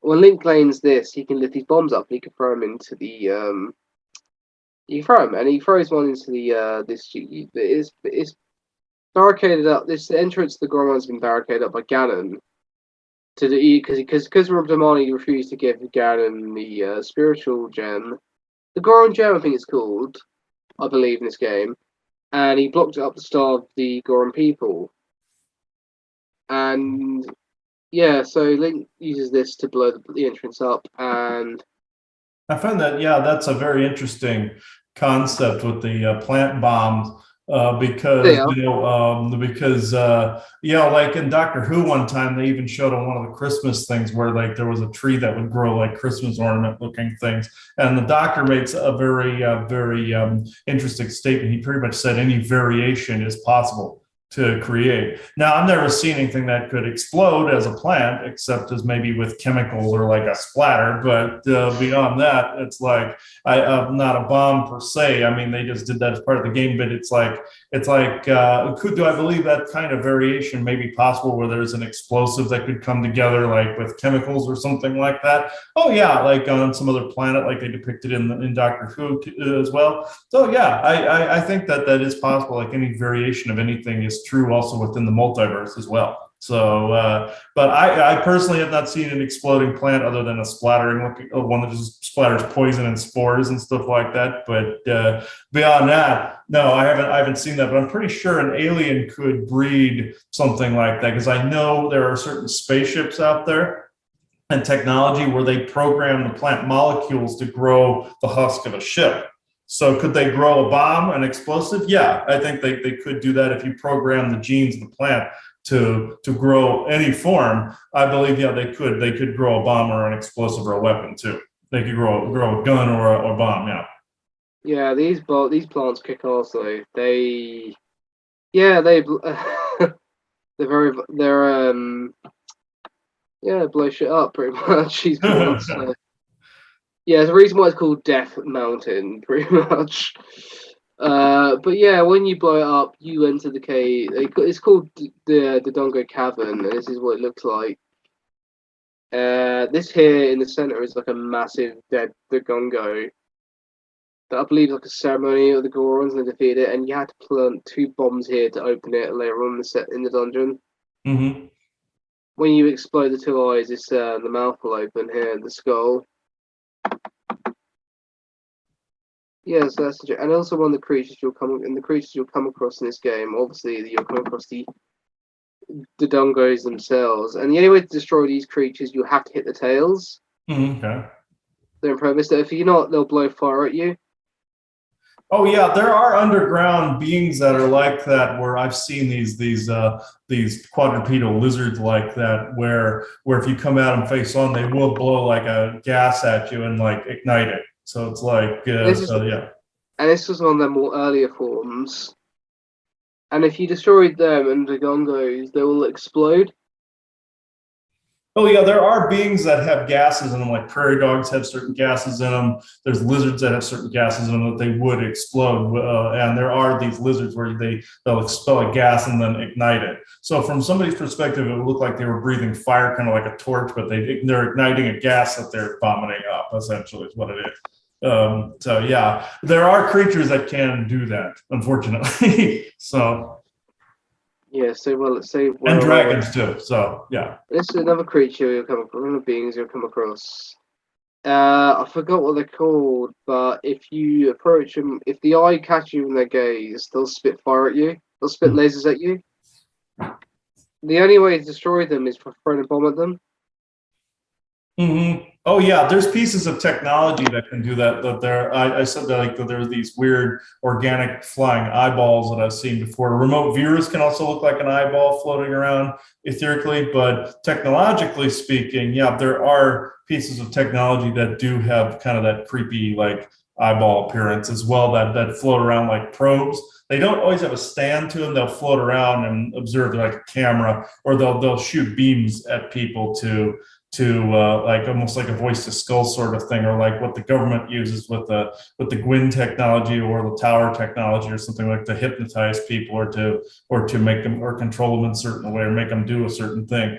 Have I seen laser like ones before? Not completely, but I have seen ones that fire certain beams out of them to they can ignite fires and do all this other stuff. But have I seen one specifically like that other one? No, not completely, but I have seen flying ones. So. This is another being you come across. They're like these static chess beings, but if you touch one of them, they'll turn to this. And the only way to destroy them is if you throw a bomb at them, and then they'll explode. They'll explode. Okay. Yeah, Oh yeah, I've seen this. There's also certain statues, that are also pieces of technology that are surveillance types of pieces of technology that are made of old ancient stone tech. And our government uses statues to observe people too. So if people think a statue is watching them, it usually is because they're using them as surveillance like cameras. But at the same time, there's ancient technology that makes statues move and stuff too. Or they were trying to keep people out of like maybe an alien facility or something in the past, or some race was using statues that will look like hauntings, like just like aliens will convince people an area is haunted so that people stay, or cursed so people stay away from it. It's something similar like this. Well, they'll have like pieces of technology that can move around that are essentially statues. Like if you saw like a creepy graveyard statue moving around, you wouldn't want to be in there at night. So it's kind of like along those premise. interesting. Yeah. Another being, one of the other enemies you'll come across is the Lizophus. These beings, I believe they're like a form of Draco, I think. Yeah, they're very much like the Draco Raptor types. Yeah, that's I've seen ones that are green, like that green, red, black, yellow variations of that. I've seen ones like that. Yeah, those are more the Velociraptor types. There's crocodilian bigger ones in armor too, but I've seen this variation too. Yeah, these you have to sort of counteract these ones. Because they'll jump over you, sort of. It'll be usually two of them that'll attack you. Hmm. Yeah, yeah. I've seen ones that have carry swords and wear armor too, very much like this. They usually carry guns sometimes on their side. I mean, I think there's a crocodilian and the raptor like Draco that are tall and have like this black like armor on that kind of go over their shoulders and everything. I've seen some that have armor on like a helmet on their head where you have a hard time getting to them psychically or cutting their head off or something, like they have guards around their necks and stuff like that. So they're usually the Drake are usually technologically based, but then there's the rogue feral ones that are just rapping. But then there's some of the Alpha Draco have armor, but then you have some of the warrior class like ones that look like this as well. Yeah, it's a shame they're massive twats because they look kind of cool, you know. Yeah, I know exactly. It's too bad they're assholes because they would be a very good ally if you could reason with them. Yeah. Yeah, one of the other enemy. That's it pretty much for the enemies. Oh, sorry, I forgot. One of the in Death Mountain, you come across these beings called the Octoroks. They call them. Mm-hmm. There's a red and there's a blue variation. The red variation is a less weaker version, but you only find them in Death Mountain. The blue ones are usually around aquatic or water areas. Okay. Yeah, the Octoroks. You need? Oh yeah, these are very similar to like some of the spider beings I've seen walking around with the one eye, but I've seen water-like ones, where I've seen beings that could walk on the surface of the water, like some of those water bugs usually do, or those water type life forms usually can, those bugs. But at the same time, they're I've seen some that crawl around here in the desert that have like there's a regular spider look with the multiple eyes, and then you have the ones with the one eyes like that, where I've seen them walk around. Some of them are blue, some of them are red, like looking like that. But I've seen variations of both, and there are actual blue spiders that exist here in Arizona. But I've seen ones like that with the one eye that are more like a mix between like a water bug and an arachnid. But yeah, I've seen variations on that theme a lot. That's the That's blue for one. parasites too. So yeah. Yeah, that's the blue variation you get down here. Yeah, Sorry, that's down more of a here. crustacean. That would be more of a crustacean. I've seen crustacean life forms too. There's mer, of course, but I've seen the crustacean type of alien type life forms, like ones that look like crabs and look like that too, where they're sentient. Some are sentient, some are feral. They're animalistic, but some are actual sentient beings that live in the trenches of the ocean too. They depicted them right in the movie Aquaman, actually. But yeah, but there are ones like that too. So in this game, you get the bombs, and yeah, so you don't need to use the flower bombs anymore. And also, I want to mention about this sword here. When you're an adult, it's called the Goron sword. Now you can get it earlier on, but it does break after a couple of hits. But you can get the one that will last forever. It's by the huge Goron. And you have to do several quests because when you approach him, he's got some sort of infection in his eye, and you use some sort of drops. But this sword here looks pretty. But yeah, it's just like one of the most powerful swords in the game. You get it when you're an adult, and then. Oh, okay. Yeah, yeah. I remember that one. Yeah, yeah. Yeah, so that's pretty cool. Yeah, it's got that's the Goron symbol, that like paw symbol. Oh, yeah. I've seen ones like that. Associated with Native American tribes and other tribes people. It's more of like a power symbol. I've seen ones that had like a dog look to them that symbolize that there's a portal nearby. So it's very interesting. They associate that with you as an adult, where you have time travel. So there is like a portal aspect there as well. But yeah, I've seen that. It's more of a power symbol. Yeah. So when you get to the end of the temple, you come across the King Dodongo, and they said Ganon was like, this eats like the Goron people, pretty much. This has got the 4 legs. The other Dodongos only have like the 2 legs, but this is like pretty. This is like the 4 legs. Well, this is a different species in the lore, but this is this thing. When it opens its mouth, you have to put a bomb in it and slash it. Yeah, I've seen it seemed like that other one. I've seen variations like that. There are these dinosaur forms like that live in the inner earth that walk around that look kind of like that. I haven't seen one with the bony shoulders. I, however, seen a like a primal reptilian variation on 2 legs that's on the East Coast. That's a descendant of the type of dinosaur that had the big knot on the end of the tail, and had this armored face with like spikes around the eyes and stuff like that. Kind of looked almost like there's this species in Star Trek Deep Space Nine called the Jem'Hadar, and they have like this dinosaur look to them, and they have a variation that looks kind of like between this and the Jem'Hadar from Deep Space Nine, but yeah, that's more of an upright version of the one with the knot on the tail, like the big club-like tail. But there's that, and there's also versions like this that walk around in the inner earth. There are animals out there. There's velociraptors that look kind of like chickens. That if you were to go into some of those underground tunnels, you'd start encountering some of these creatures. I call it Draco chicken. They find it very offensive. Yeah, yeah. If you call Draco a chicken, even though they are related to a chicken, it's like they tend to take offense to it. No, we're not a chicken. Well, it's like it's like genetically you're pretty close actually. Well, they call us monkeys. So yeah, you're a chicken. So but yeah. Yeah, they call us monkeys, but then it's like yeah, you're related to a chicken. At least even if you were grown in a tube somewhere, you're still related to a chicken. So it's like yeah, yeah. So. So after that, you get the spiritual stones. I think I've got pictures of them somewhere on here. But Damani will give you the spiritual stones, and he tells you to go to the Great Ferry on Death Mountain. Here it is here. So this is what Link was adult. But when you go to the Great Ferry, where is she? Here she is.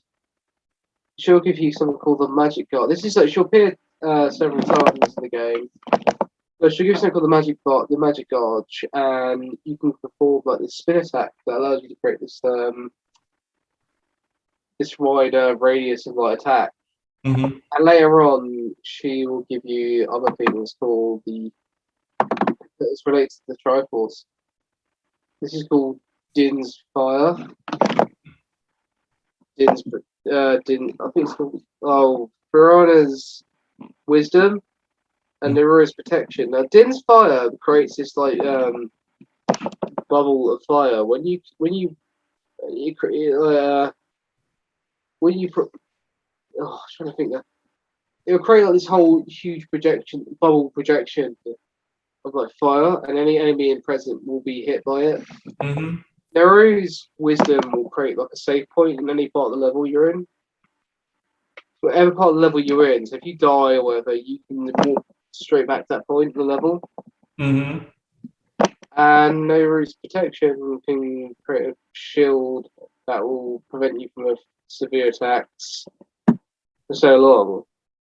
Yeah, it's basically like how some orgone pieces are, and also different stones, how they have different types of protection or different types of magic that can do different things. If you combine them in different ways in a certain alchemy, they'll create things like this, like with the different orgone pieces that can do different stuff. Like you have like black tourmaline here that can heal and draw sickness. You have, of course, the shungite that absorbs radiation. You do all that. But it's very along those lines where you have those talismans that can do and create certain things like the amber, frankincense, and myrrh amulets, stuff like that. It kind of fits along those lines, and also that fairy being you showed the picture of that reminds me of some of the fairy beings that have shown up here before as well, like showing different alchemical techniques and different protective and nature techniques too. So that fits. Yeah, so after that you are told to go to Zora's domain. It's like the lake it's connected to Lake Haria. So picture it here we go. Zora's domain, here it is. What's frozen from the order. Picture it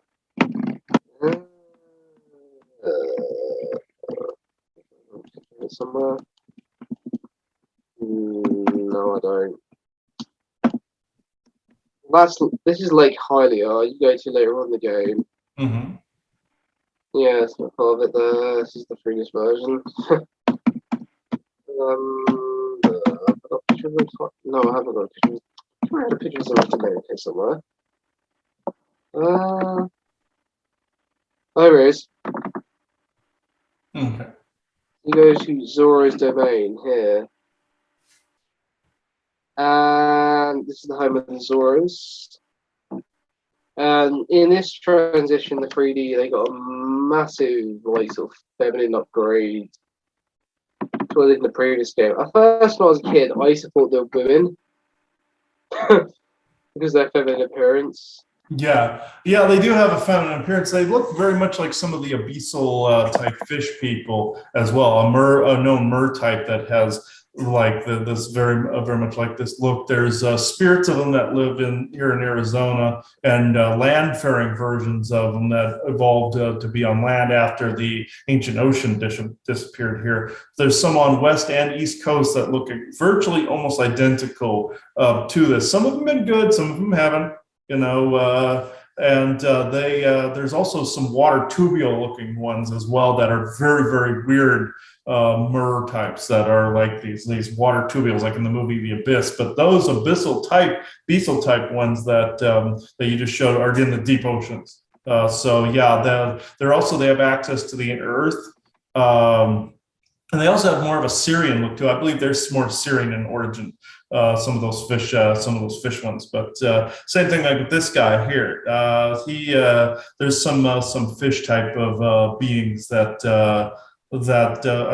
resemble this to a certain extent, but they're not fat like that. They have more of a build to them, and they more are essentially librarian or archivist types. Or at least I thought so. There's some that are bad too that like to alter people's brain chemicals and stuff like that. I see them and harvest different chemicals from people's brains. I see them as more like jinn forms.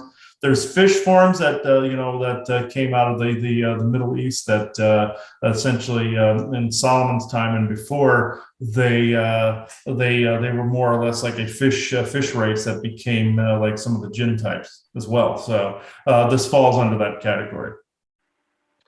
This guy is the king of the Zoras. He tells you about the whole disappearance of the princess Ruto. This is where the Hylians get their water resources from. There's an alliance between them and Hylians as well. Mm-hmm. So yeah, he tells you about the whole mystic disappearance of his the princess, and you're on a quest to look for the princess. Mm-hmm. And you have to gain something called the Silver Fin. Oh, come on. No, come on. The Silver Fin, which you win in a game when you have to dive and collect some rupees. This allows you to descend a little bit deeper into the water, and you go into like a little tunnel under the caverns, and this takes you out to Hyrule Lake, and you obtain a bottle, which I don't know how to picture of. And it has the information of Princess Ruto here. This Princess Ruto gets her as an adult, you'll see later on. But she'll tell you that she's feeding Jubby Jubby. They're like their sort of guardian at the time. But the king even says when Ganondorf's been around, he's been acting quite green lately. He's been quite strange.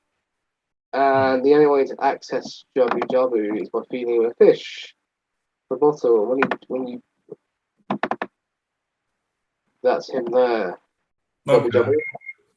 I believe he's a temple of some sort. He's a portal. Because when you enter into him, he's huge.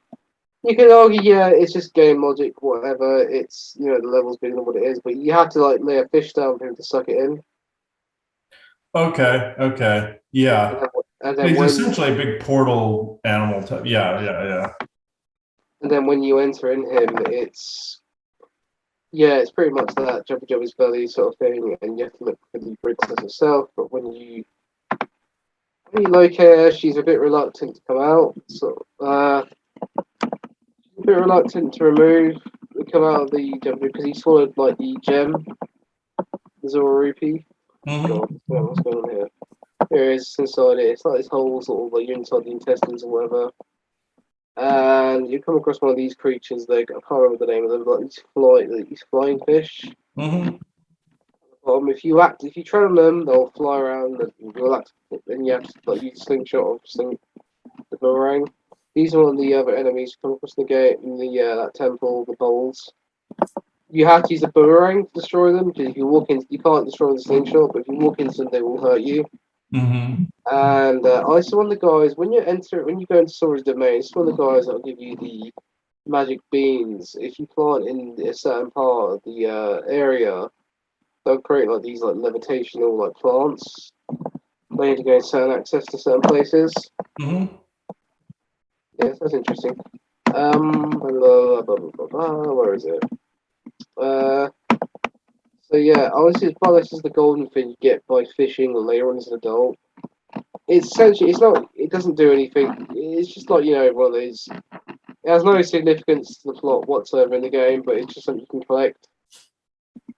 Okay. Okay. Yeah. Yeah, and this is one of the enemies you'll come across, like the jellyfish. Okay. If you touch them, you will get electric shocked. Unless you have the boomerang, they will hurt you. The boomerang's like a central part of this level.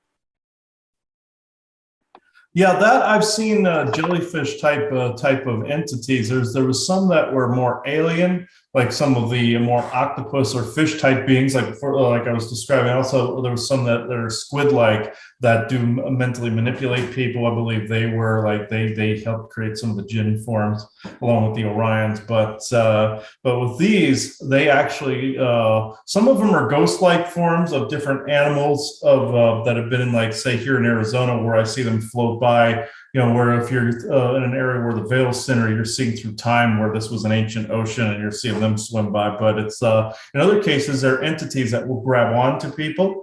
And even across time, there's some that notice you standing there and they'll try to grab onto you. It's like if you were sitting in the bottom of the ocean and a shark or a jellyfish approached you or a squid approached you. It's no different than because they're seeing you across time. So you're seeing like these tentacly forms and you're seeing these jellyfish forms. But there's some actual beings that attach you very much like those spider-like beings from before, and also jellyfish beings that will attach to your head and actually block your crown. And also slow your thought processes as well, and start siphoning off some of your brain energy and stuff like that, or they'll attach to your crotch or something like that. It's really gross, but it's like I've run across these entities like this before, where they look pretty much exactly like this. And I mean, they're not cool like the regular jellyfish. These are actual like demonic jinn types that will siphon energy off you, and they're really bad. But some of the things people are seeing are from other time frames too, where they're seeing the reflections of the other time frame, especially here in Arizona, where it was an ancient ocean. And you're seeing remnants of those types of beings. But it tends to run a gambit with both. But I've seen both types variations of this as well. Might explain the jubber jubbery's like behavior sort of thing. Mm-hmm. Yeah, Yeah. this is one of the creatures you come across, like these tonsil things. You have to use the boomerang Mm-hmm. to throw them down. Because the princess herself, she's very reluctant on coming out of the jubber jubbery. She wants to collect the spiritual Zora gem, Zora ruby. It's called. It's her mother's ruby, and you'll find it later on when she collects it. It's like an engagement ring, so she gives it to Link. So she sort of takes it like he's her future husband later on. Mm-hmm. And yeah, but this is what another boss you will fight is called the large Octorok. You will come across these like smaller versions of them, Mm-hmm. Octoroks, but this is like a large version you fight, and you have to shoot it from the behind. Okay, yeah, that looks kind of like a walking turd with a face. I've seen like rocks and stuff that move like little rock creatures and everything, and some things look almost like turd like formations like this. I've seen many variations on a theme. This is more exaggerated, but yeah, this is more of like a walking turd with a face. But yeah, I've seen some variations of that. Yeah. Yeah, four-legged piece of shit, pretty much. Yeah, Pretty much. exactly. That's exactly what it is. And they're not very nice either. They're usually instinctual and they're not very nice. They'll try to attack you and everything. So yeah, they fit that very, very, very well. Yeah. They fit their name well. Yeah. Yeah, I've got a picture of it. Yep. This is the final boss. I forgot the name of it. But the tentacles at the top here, you have to throw the boomerang, and it touches it, and it becomes like this sort of machine. And it's like shooting like electricity at you Mm-hmm. with a jellyfish on it. So, like you said, it's like a corrupted organ inside him. Mm-hmm. Oh yeah. Oh yeah. Yeah. Different things like that can be corrupted. I've also seen this is also really creepy, where I've seen different ghost forms being able to generate jellyfish corrupted forms out of where their organs would be, like out of their bodies and stuff like that, like where they've like merged with another entity, like we said before, where they can take what was their like human heart or their human liver or something like that and start birthing these different weird, creepy jellyfish like forms too. I've seen that too, where that kind of thing happens, where it's like a corrupted organ. I mean, aliens have done things to the organs too, where they corrupted people's organs to generate like kidney stones and different sort of things, where they'll clone someone's organ and they'll give them the clone version back and keep the more perfected one, and then people get kidney stones and stuff like that that way. That's kind of similar, where it's a corrupted organ where they've programmed it to be like a timed ailment in someone's life, either with implant or with genetic engineering. But with this would be more like in the ghostly realm where they generate these weird forms around organs. It's really creepy. I've only seen that variation a couple of times, but it's you want to talk about something that creeps you out at like 1 a.m, seeing like a ghost go and spit these things out. So yeah, yeah, Yeah, that out of where their organs and stuff, or out of their eyes or something like that. So yeah, that's pretty special when that happens.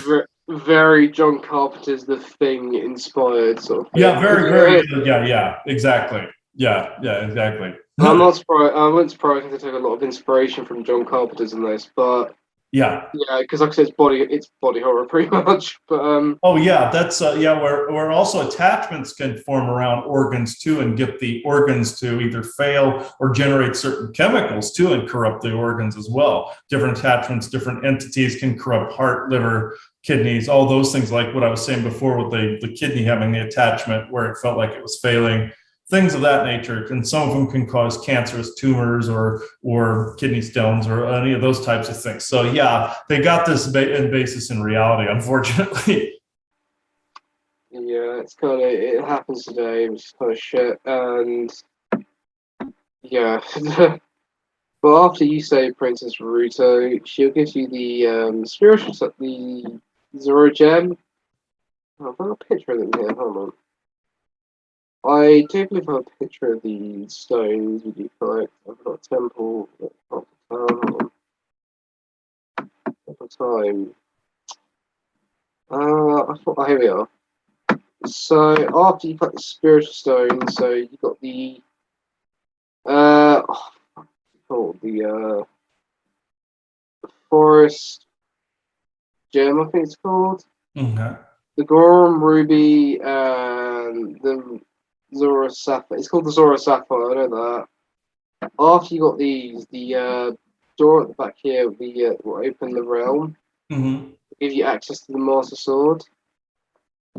So when guy.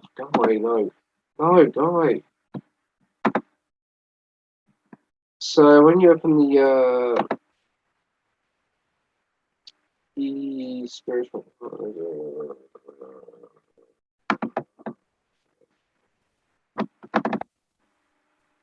so when you get that, you will have access to the the Master Sword. Oh, here. So when Link puts the stones in place, you can pull the sword out from its pedestal, which I believe that was heavy. You know, being Miyamoto being a massive fanboy of all the Disney films, Mm-hmm. I take it Sword in the Stone was a huge inspiration from this. Oh yeah, most definitely. Yeah, yeah. And when Link pulls the sword out, he transcends. You know, you'll see Ganon laughing at him, saying, "Ha ha ha! You fool! You know you've let me." Because Ganon gets access to the Sacred Realm pretty much. The Linker's sword. Mm-hmm. He's got access to all that power, and that's when he takes over Hyrule. But Link's at the time in status. Mm-hmm. Status. He's in status, so he can't do anything for 7 years. But when Link awakens, it's like this dystopian sort of future, and the whole world is pretty much in ruins. Well, let me put some. Yep, pretty much. It's So Link awakens, the world's in sort of chaos, and you enter into you wake up in the spiritual, sacred realm here. And this is where you meet the character Nehru. And originally in the beta, this was going to be a playable area. This was going to be a temple in itself. Mm-hmm. The sacred realm. Where is he? Nehru, I cannot find you. I'm pretty sure I had a picture of you. I cannot find him. Where is he? I should have pictured him. Right, we've got another file somewhere.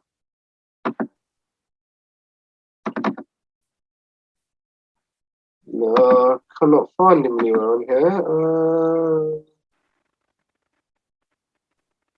I'm pretty sure I pictured him somewhere. Here I'll do. I'll use Google. Sorry, people. Your computer's being a pain, yeah. I'm pretty sure I pictured him on there somewhere, but.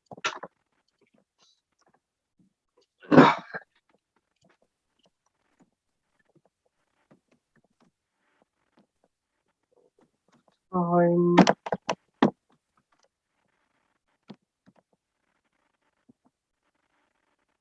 Hold on. No, wrong one. Oh, for God's sake. So it does not want this information to be coming out.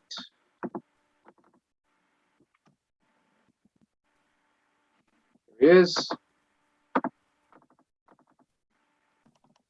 Is it Naru or is it some? No, it's something. Oh, what's his name? Oh, I forgot his name. Oh.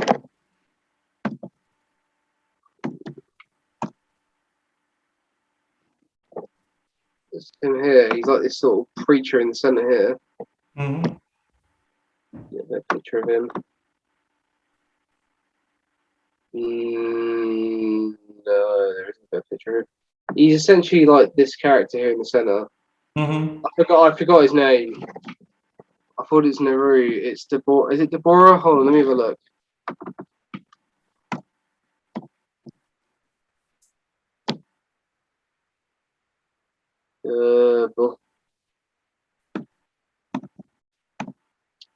I forgot his name. Sages. I'll go on to I'll go on to the fan site so if it helps. What's his name?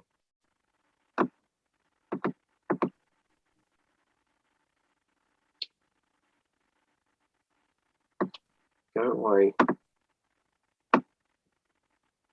Here he is. Rayru, there we are. Sage of Light. I can't get his pic. Here he is. All right. Yeah, whatever. No! Oh! Here he is, yeah. Got this medieval looking monk character. Mm-hmm. Here he is, yeah. And the fact they have them like elven types as the guardians of the temple, you know, I've seen them guard seen different elves guard different realms and such before in that way. So yeah. And he'll tell you that Link, the reason why you could not be a child because you weren't ready for you, because who you were, you weren't ready. He wasn't at that high frequency at the time to do it. Mm-hmm. And yeah, so he pretty much pretty much just redundant information, whatever you have to say the world. And yeah, he'll give you the medallion of.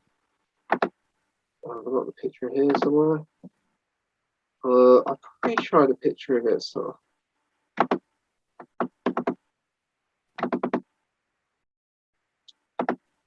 Down. He'll give you one of the medallions here.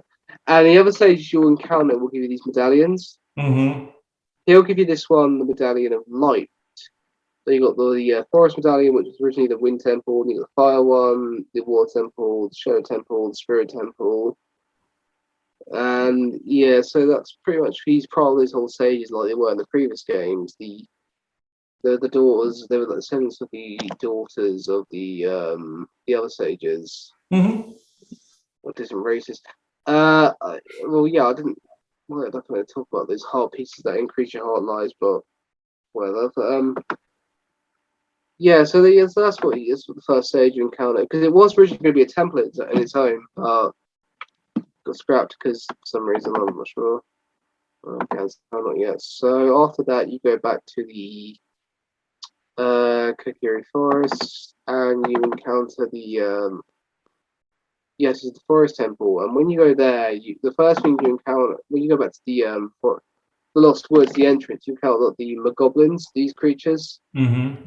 and these are the only times because in the previous games they were quite like a common enemy, but in this game they've only reduced the forest temple, and these are the only times you'll see them. But sometimes they'll have like spears. This one here you will encounter towards the entrance of the forest temple, and you have to avoid like his massive attacks from his like this huge club he carries. Yeah, but that's about it really for the goblins. That's their only appearance in the game. Yeah, I've seen like bulldog-looking beings before, but they're more kind. I haven't seen one. I've seen some pig-like ones that are not, and I've seen ones that are too. But I haven't seen like dog-like beings with like the large clubs like that before. But that looks like a variation on a theme. But also there was another thing with the time travel I wanted to mention, where he becomes an adult when he time travels. There's one of the theories of time travel where if you're traveling along your own life or timeline, where you would have to, if you were to time travel, you would have to either be a child or an adult. And they did something variation of that in Avengers Endgame, where they were attempting to get time travel to work, and Ant-Man became a child and an old man. It was kind of along those lines. It was along those lines where if you did it wrong or did it within a certain without any certain protocols in place, you would become a child or an adult. That's one of the things with dimensional travel also, whereas like faster than light travel, where sometimes you age rapidly or something like that. So yeah, it's based on that theorem as well. But yeah, with these beings, I haven't seen one quite that muscular, but I have seen like bulldog looking galactics that are actually smaller. They're not muscular like that, but I've also seen troll like beings that are big and muscular, like that, have armor like that, and have clubs like that. So they're basically fusing several beings together, like Dogman, the bulldog like one, also, and this troll like being called a Kopna, where they are, or like a ogre, where they have like this club and armor set up like this, and they're not very nice. Essentially, they're very, very xenophobic, and they don't want people going to their world or their dimension. So yeah, that's essentially kind of what they look like, be minus the dog look from it. If they look more like a bald like person with pudgy face instead of like a dog, then you got the Kopna troll look to it, but it's like or ogre. But that's essentially a variation of a couple races that they fused. Interesting. That's one of the beings you've come across. So when you go to Temple of Time, the Forest Temple, it's like this strange. Oh, I'm very sorry. I forgot to mention Sheikah at this point. No, you go away. I forgot to mention Sheikah. When you exit the Temple of Time, you come across this. What's his Sheik? No, you go away. Where is it? Where is it? Sheikah, sorry. You come across this person called Sheikah, and she gives you advice, he or she or whatever. I can't tell the art. So, well, I believe it's a he, but later on you'll find out who this person is. But through the harmonica, she'll play certain songs that allow you to teleport to certain areas, allow you to save the tedious process of transport. Okay. Oh, certain tones. Yeah, certain tones allow you to teleport, essentially. Yeah, or transport. Yeah. Yeah, that's true, where certain teleportation coordinates would be different tones. Or like as far as some of the galactic technology is, where they can literally measure a frequency of wherever they want to go, and they get their ship or something to hum on that frequency, and it automatically gravitates towards that. It's essentially a bunch of sound tones and frequency tonal wavelengths that they can do that with. So yeah, that makes sense. They've included that loosely, but they've included that disclosure in this, even with that subtle hint there. Yeah. Yeah, so that's one of them. They've got the same sort of, there's a symbol. Mm-hmm. The on the tier sort of element to it. Mm-hmm. Yeah, that's a very old symbol variation. It's supposed to be of wisdom, but with this, it was more like even though it's on the chest there, I'm thinking that is more like it's supposed to be like the heart chakra sort of thing, but it's more like almost like a broken heart sort of symbol. But in this case, it was more like, it was supposed to be wisdom, but with the tier on it. It feels more like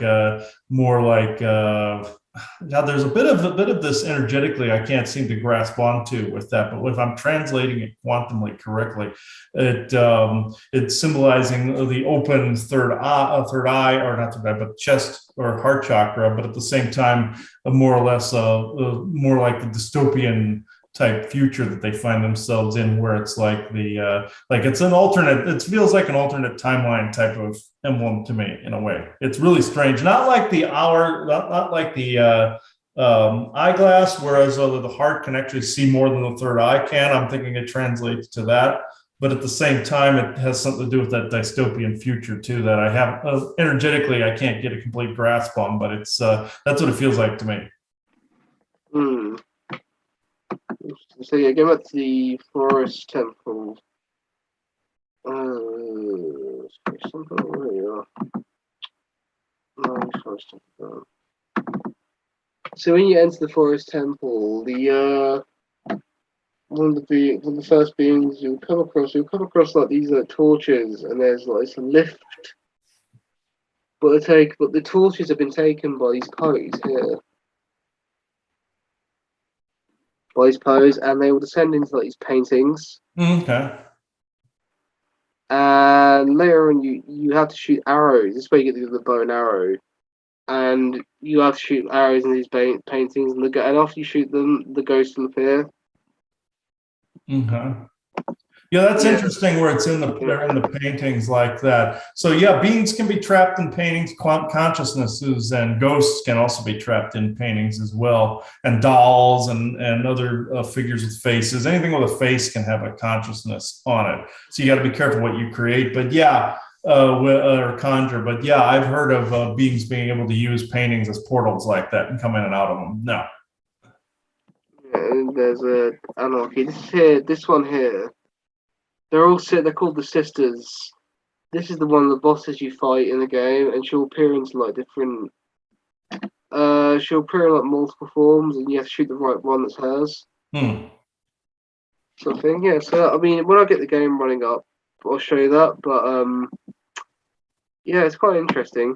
This is where you first encounter the Stealthface people, and when we know the Stealthface are like descendants of the Hylians that have got lost in the Lost Woods. Mm-hmm. They kind of used to generate the skeleton type people.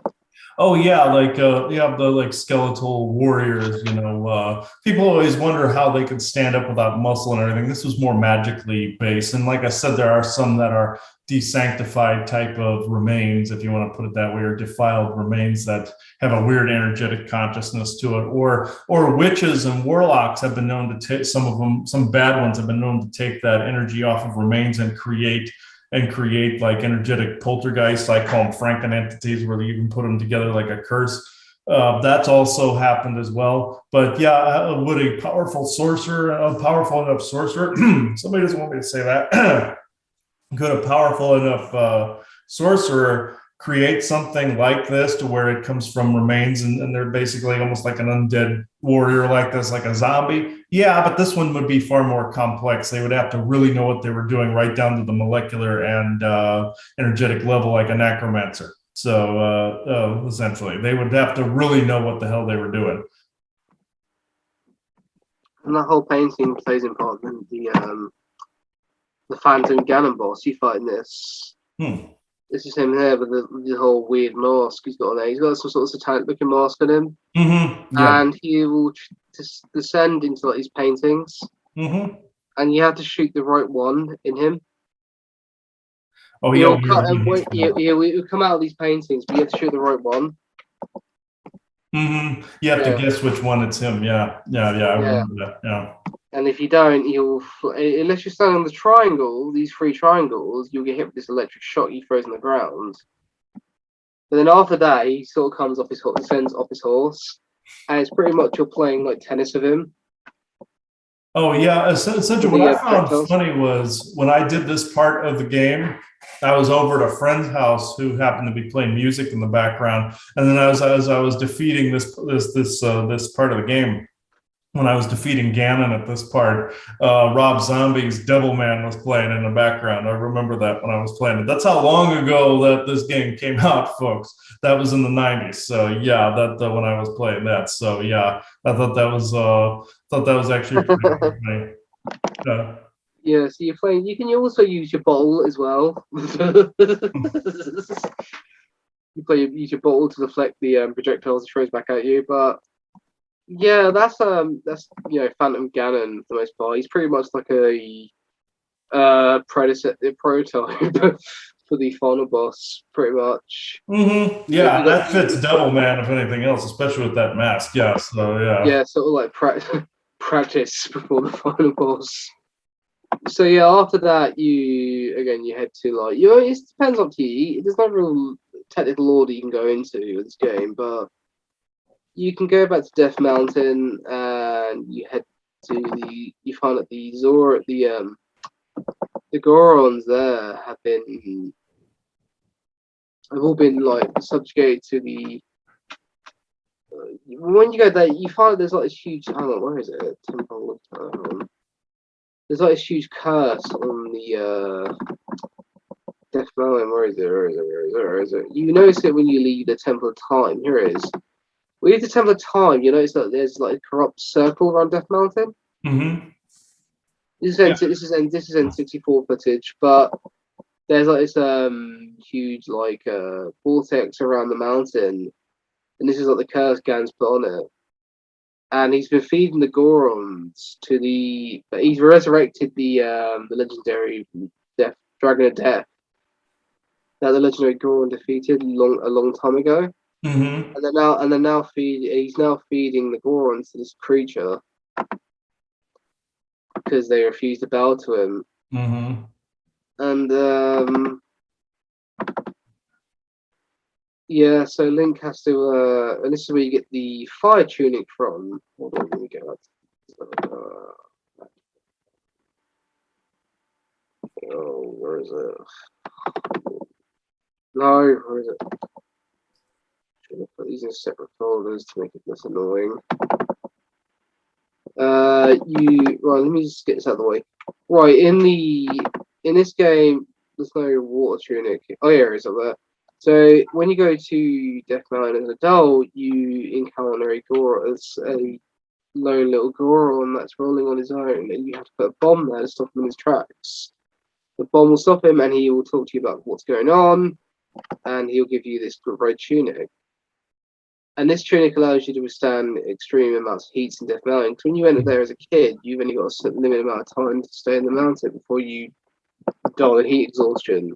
Mm-hmm. Well, this tunic allows you. It's not so much fire resistant. It's more just allows you to withstand the extreme heat of the temperatures in there. But yeah, so that's. And in this tunic up here, it allows you to breathe underwater for a long period of time, which you get from the Zora King after you've frozen. But we'll get back to that later on. What I find interesting is like in the mountain. I believe you said there was like a dragon or something up there. I believe, yeah. But I find interesting is also Draco. They sometimes they tend to live in volcanic tubes under mountains, and some people channeling this misinterpret them as a fire dragon. Like, yeah, they always they say, "Oh, I'm channeling a fire dragon." No, it's actually more of like a Draco living in a lava tube. But essentially, this is what they were getting at. There are some that live in mountains and stuff like that. There's also dragons that live, actual dragons that live on the tops of mountains. But do some embody different elements? Yeah, I've seen them kind of gravitate to and utilize different elements, but all of them, I believe, can use fire to some extent or some elemental magic to some extent. But yeah, so that actually fits both the dragon and Draco realms there. This is the fire temple, and here on the left.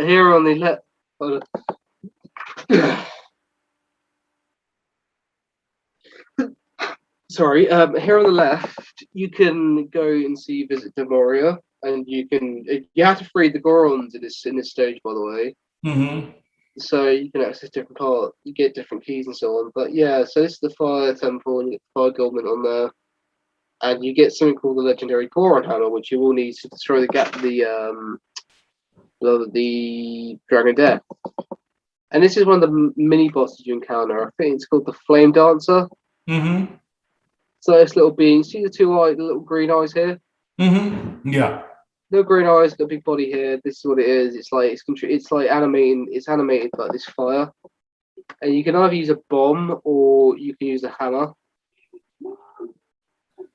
Oh there are beings that are embodiments of like the different elements sometimes that have either bastardized the element or there are elemental beings that are like the essence of but yeah, I've seen that kind of thing before, but there's been negative and positive connotations too. Okay. Come on, Chris. Okay. We have a puppy. Oh, it's a little puppy.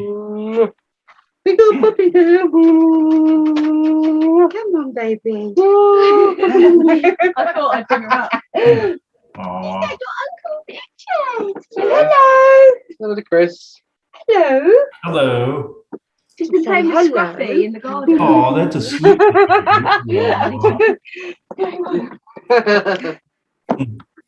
Oh, yeah, it's Aw.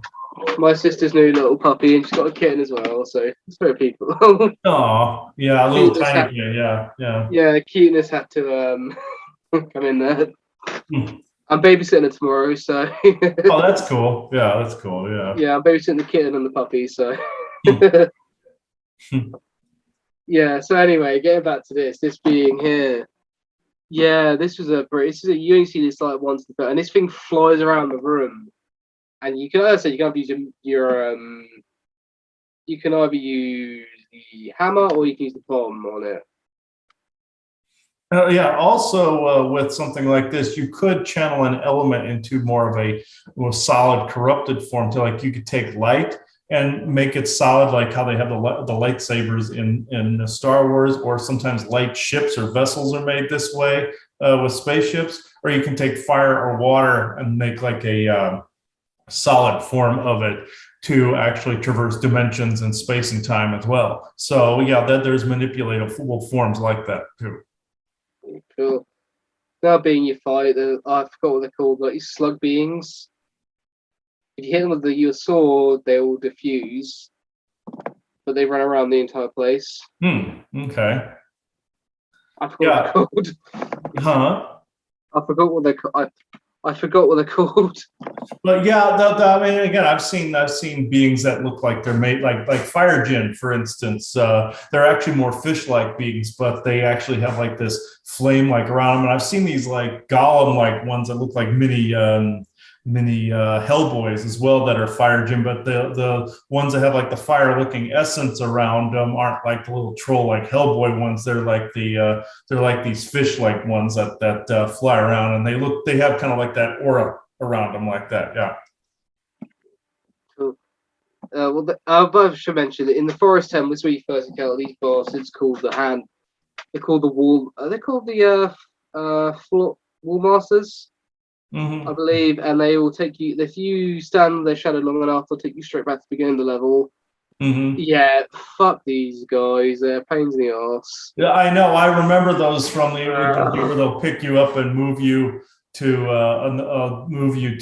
back to the beginning of a level. They've been in the Legend of Zelda lore since the very, very beginning, and it's like, they are a pain in the ass. This would be more like either a computer or an entity. I've seen entities, kind of like Thing in Adam's Family. Yeah. Adam's Family, yeah. Some of them can be like in like one of the Batman series, they showed like a one that was like a hand that would scoop them up and bring them to another part of a maze. But this is more like it grabs you and moves you. And there are entities that like in that kind of situation that could move you. Also in the bilocated respect, there are some beings that will manifest a hand and pick you up and remove you from an area too. So there is some truth to that, but these are some of one of the most annoying things in the game series. Yeah. Yeah, they can fuck right off. Yeah. But, this is what the boss. Oh, Gomeria, I forgot his name. The Death Dragon. But yeah, you have to use the hammer on his helmet here, Mm-hmm. and you have to smash him several times. And yeah, Ganon planned to release this under Hyrule to destroy it. Mm-hmm. Fear creation, yeah. There's like one of those corrupt Oriental dragons. Or Dracos, what you mean. Essentially, yeah, that would be more like a Draco form. Like I said, some live in under they traverse the lava tubes under volcanoes. This is why they stink of sulfur. Say, stink of that sulfuric type of smell, because that's also where they're getting to channelers from, and channelers think they're channeling fire dragons, when in fact these are Draco that are manipulating them. That's like it reminds me a lot of Medusa as well. Mm-hmm. A little bit, yeah. Like, yeah. Except for it doesn't have like a bow and arrow and all that. She's like I believe she's a Draco of some sort. Yeah, that's some Draco will take that elongated form. If they're bilocating, they'll make themselves look like a snake and do all this. So there's also serpentine type Draco too, like cobras, and like there's these, like I call them Cobra Commanders just to piss them off, but it's like there's like these Cobra fan looking ones as well that are Draco that have the long snake teeth, like the venomous snake teeth. Like, and there's also ones that are Naga as well. They would argue they're not related to the Draco. They have like a human body on top and a snake on bottom, but sometimes they have a snake head on top, and it's like they look like a cobra, kind of like the whole Shiva look. There's variations on those themes. There's the Naga that have a couple different forms, and then there's that more like snake and cobra. Then you have like the Draco and dragons that have these forms. So yeah, people are seeing a variation of all these, but they've been tricked thinking that, oh, fire dragon, good, it's an elemental being. No, it's a Draco manipulating you. Sorry. Nah. But after that, the curse is broken, and you meet Demora in the sacred realm again. He gives you the fire, use the fire medallion, so on and so on. But yeah, that's it for the fire temple, and then you head straight to the water temple. I mean, you can do it in your own time. You can do it in your own way. Mm-hmm. There's no linear way of doing it. But why's that in there? Oh, I don't know what's in there. But when you go to Lake Hara, you find out it's all frozen. That's what it looked like. That's what Lake Hylia looks like before it was all frozen. Okay. But when you go there, it's like, oh no, oh, something's delaying it, making me look stupid. Yeah, but when you go there before, it's all like frozen. Mm-hmm. No, that's not a picture of it, but that's not what it was when it's frozen. Here's a picture of it, it's frozen. Here it is. So when you go there, it's all frozen, and the Hyrule and the King of Zoras himself is frozen. And you have to use this specific flame in the ice dungeon. In the ice dungeons here, you have to catch this flame in your bottle to unfreeze. Okay. And then he gives you the blue tunic to go under to survive longer. And then after that, when you've completed the frozen dungeon level, you get the steel boots that allows you to descend deep into the underwater. And in this temple, you'll come across these creatures. In the frozen dungeon, you'll come across these creatures, these frozen like stone pieces, like chess pieces. Mm-hmm. Essentially, like these sort of Draco-like beings in some way.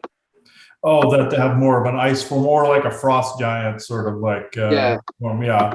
In fact, you can control the water elements and everything. It's very much the same as when they found that when you applied hate or love to water, you could see like the molecules change in water. One looked more ghoulish, one looked more angelic in a way, or positive angelic in a way.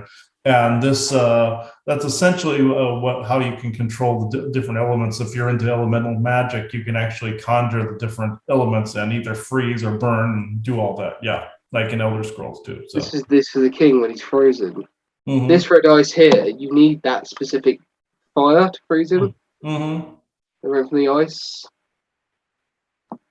Okay, yeah. The blue flame like that's also akin to like the purple flame or blue flame that is very, very mystical and can help burn out enemies and such, but also can help clear land and all that by conjuring the purple or blue flame. But on the same note, or golden flame, that's another one. Oh, somebody's trying to wipe me here. Oh yeah. Same note. You can also freeze enemies mentally that are coming at you. That like if you're in a bilocated scenario and you come across a bunch of demons, you can literally freeze them in place or burn them with like a purple or blue flame. So yeah, this makes sense to me. Yeah. Yeah, that's really cool. Yeah. Yeah. No, come on. Uh, the yeah, it's the sort of domains looks like when it's not frozen. So yeah, so after that you freeze it and you go to the ice temple in Lake Hylia. And this is essentially what it is. Yeah, yeah, there it is, yeah. And you use blue train to survive long to sustain your breath underneath the water. Mm-hmm. And this temple you get the long hook shot allows you to traverse longer. But yeah, this temple is kind of like it's a very oriental looking temple. It's a very sort of Middle East, so sorry, East Yeah, Asian Oriental, sort of Middle vibe. Eastern, yeah, together, yeah, yeah. And it's just like the most tedious, boring fucking temple you can ever imagine. It's not fun at all in any shape or form. I've never seen. I mean, it's just boring. It's long. It's not fun. It's just that's what. It's not so much it's difficult, but it's just boring. And Yeah, there's always got to be some level in some games that are really boring. Yeah. and when you go to the mini boss, you come up like these two shrines here. This is like one of the more. If anyone knows the Ocarina Time mythos, you come across this like this temple with a mini boss. And it's the Oriental you call it the Oriental shrines to ends, and this is where you counter like Shadow Link here. Mm-hmm.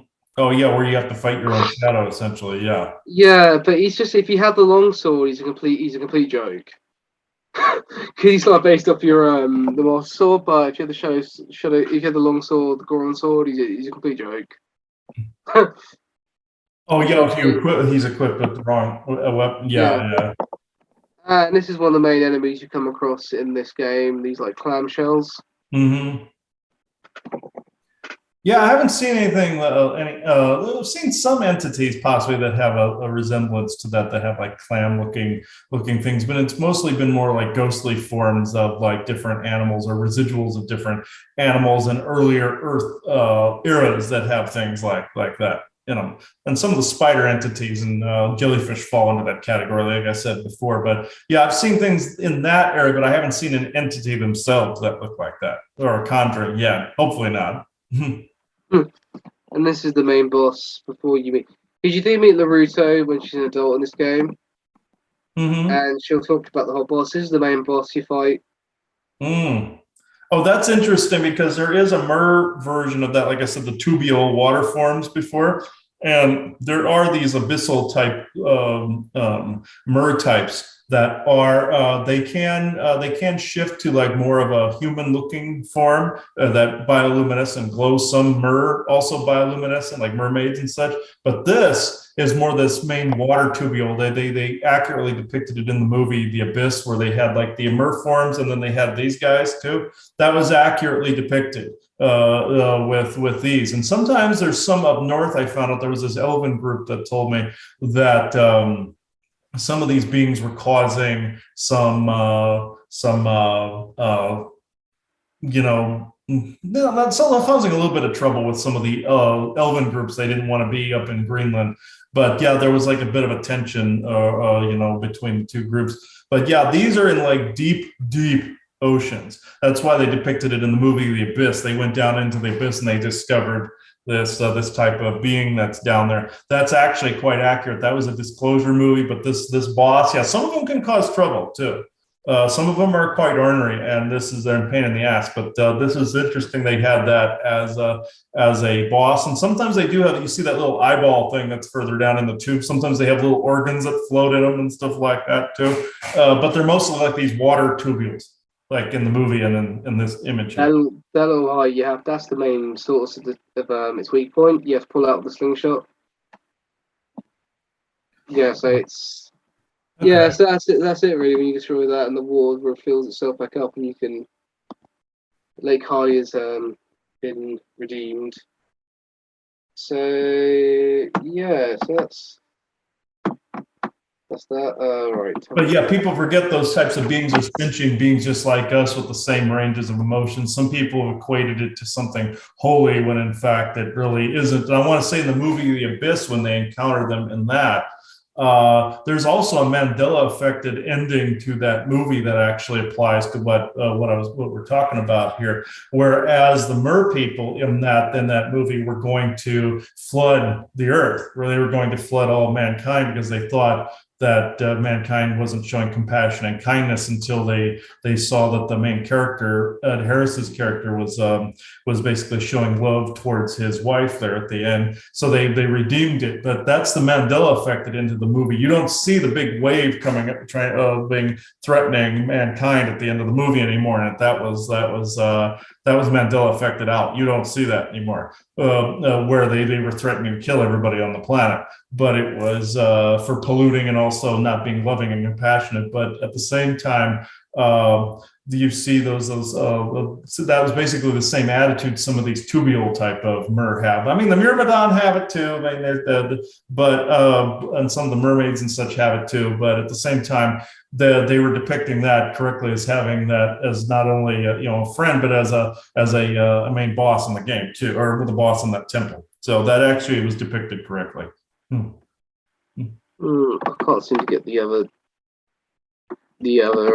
oh, it's been weird again, this computer. Shadow Temple I want to go to, and it's not letting me do it. Zelda. Just go mountain. Zoro's Domain, Kukuri Forest, Mountain. Kakariko Village. Right, the Shadow Temple. So after this point, you go to the Shadow Temple. And when you go to it, you encounter like Sheikah again. The whole village is on fire. Something's happened. The demon has been released from the temple. And Link tries to apprehend it, but it just gets the better of him and it goes to the temple of the spirit temple. So you have to stop it. And when you go there, you come across this gate here. Okay. And you see these flame pedestals around it. And you have to use Din's fire to activate it. Mm-hmm. Yeah, and if the door opens, it reminds me of something out of like a Egyptian or a like Sumerian or Mayan look to it. I don't know, it has a very sort of old. Yeah, it has a mix between all those Sumerian, Mayan, and Egyptian. Has that look to it? Yeah, and Incan and all of them. Yeah, Aztec, all that. Yeah. And it's to link to the dead as well. It's the Shadow Temple. Mm-hmm. So yeah, that's what we speak of the whole that aspect of it. And when you enter there, it's pretty much like the under the world, pretty much. Okay. You come across one room that have like these two figures here spinning around with their like sort of the scythes, and you have to collect these silver rupees here. Once you collect all of them, they'll open a door. Okay. Yeah, that's one of the temples. One of the rooms you'll have to go on a boat here. Oh. And it got changed to this. It got changed to this version, the 3DS version. It never had like the Orion skeleton type. It had more like a bird-like type. Mm-hmm. But once you stand in the center of the boat, you play the Zelda. You can see the Triforce there, and you play the Zelda's Lullaby. The boat will start moving. Until you get to the end, you have to jump off. Oh, okay. Yeah, that's like Charon, the ferryman in Greek mythology. And I found out the whole thing with the river Styx was like essentially Orion's attempting to ferry people to a soul trap, along a waterway or a portal to where they wanted to entrap them. It's very similar, like with the Lancaneers taking people and ferrying, selling the souls to different worlds and such to go to incarnate. It was very much the same thing. It was them being delivered, instead of being an afterlife like they thought. They were being delivered to another dimensional location, whereas the Orions could either feed off of them or other beings could traffic them to like another world or biosphere to incarnate. So it's essentially what Charon the Ferryman was essentially for on the River Styx. Yeah, so that's really cool. I do actually, to be honest, I prefer this look to the original. Mm-hmm. It's creepy, like removing. Yeah, the creepier look seems to fit. The bird one would fit too because that was also Anunnaki or Orion as well, essentially. But this fits more because of the ferryman being like more skeletal or Jin like, or like the Lancaneers are very skeletal looking in armor essentially. So and also Orions are very skeletal looking. So that some people would have depicted that as a skeleton. So if they'd seen like a Fomorian Orion type form, they would have depicted that as as a skeleton. So there's a lot of death elements in this this temple. Yeah, that's why you need the lens of truth to see where you're going. The spirits may trick you in this game. This level. Oh yeah, so I can see where that comes from. And this is the main boss you fight in this game. So like a body horror, like very Japanese looking body horror monster. Yeah. With the detached hands and all that stuff. It's very Japanese looking. That's more of an AI form looking, That's more of a machine looking. Yeah. You have to hit the Japanese. You have to hit the eye. It's also plant. It reminds me of plant as well. A plant, like almost like a computer plant spider type of zombified looking thing. Yeah. I can't remember the name of it, but you need the lens of truth to see it. You have to hit the big F me eye here sort of thing, like most Nintendo. But I have seen AI forms that look like that have been in orbit too, where like there's these weird eyeballs that look like flying flower blooms before that were alien probes. I've seen that too, where they look like flying blooms. So I've seen something similar. So that's more of an AI construct there. Yeah. So after that, you go to the Spirit Temple, which has Zelda. You go. I have a specific page. File dedicated to that. Here we go. Yeah, Spirit Temple. After that, you can go to the Spirit Temple. Now, you don't necessarily go here, access here as a kid, but you can go back in time and parts and to the temple. So when you access here, you come across the race called the Gerudo people. Yeah, the Gerudo. Yeah. Like I've said these dark Cassiopeian sort of groups.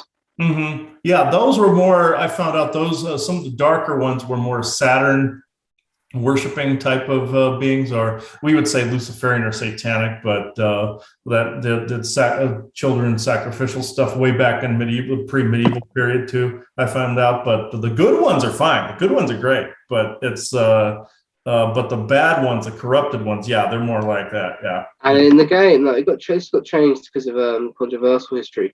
Now there was a lot of the Islamic symbol. And this got changed because of controversial religious controversy, and you'll see a lot of that in the game as well later on when you're moving puzzles and blocks and stuff. Also, the fact that Islamic religion, they tend to be more male-oriented than female-oriented, but the original Cassiopeian group, like a couple of them had female blonde hair, blue-eyed types that were more into the ritualistic type stuff. So it makes sense that they were trying to do the female in charge sort of thing, because in some cases that was true with the negative Darshan citizens. Yeah. And it got changed to this symbol here. Yeah, that's more like, it looks more like the Molag owl without the ears. It kind of reminds me of that too, a little bit. But that's also, that looks like, if you look at it in another way, it looks like two worlds, like being like a wormhole in the center where there's two planets on either side. It kind of reminds me of the wormhole connecting, or quantumly connecting, or familially connecting different worlds. It also reminds me of like Saturn's energy bombarding Earth as well, where the negative Darshinian type people worship Saturn. So that actually makes it can be interpreted all those different ways too, because knowing what I know about the species, this also makes sense a little bit. Yeah, definitely. So when you approach there as an adult,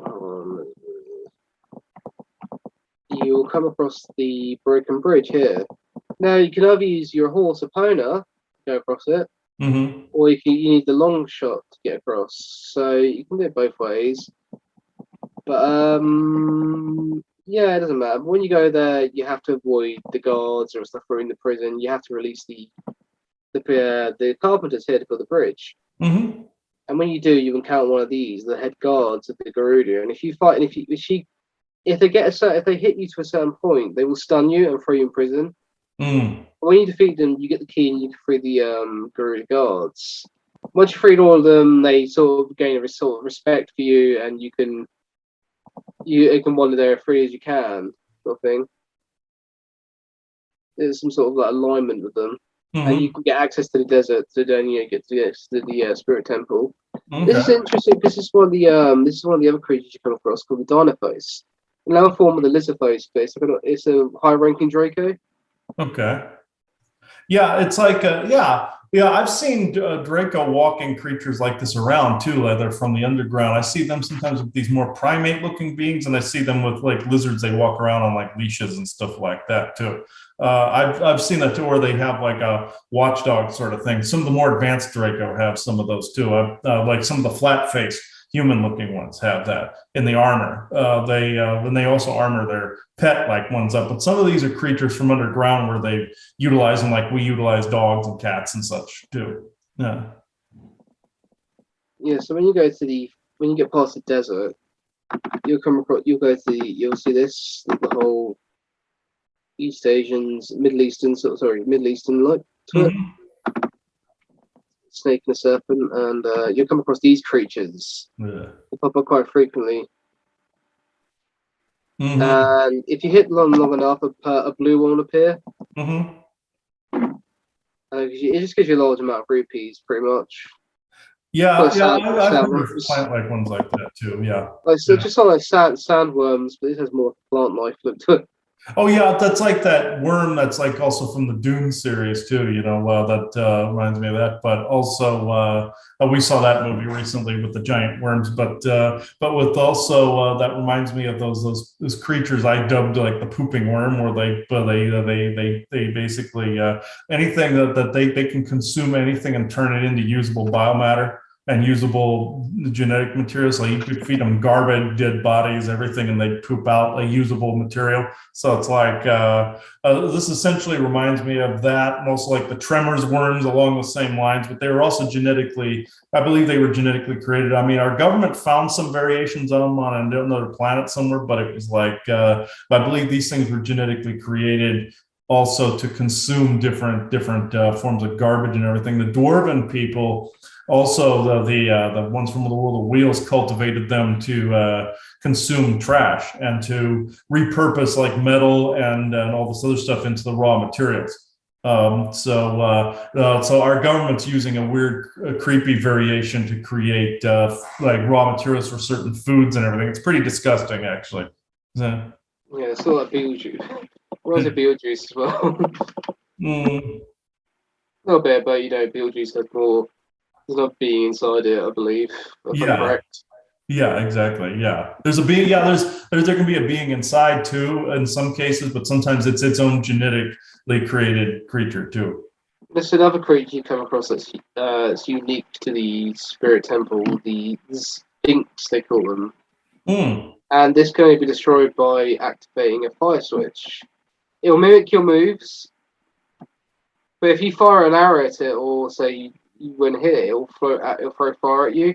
Mm-hmm. But if you press a switch and you activate it, it's a fire switch, and it runs into that switch, it'll die. Okay. Yeah, the Sphinx, it's called.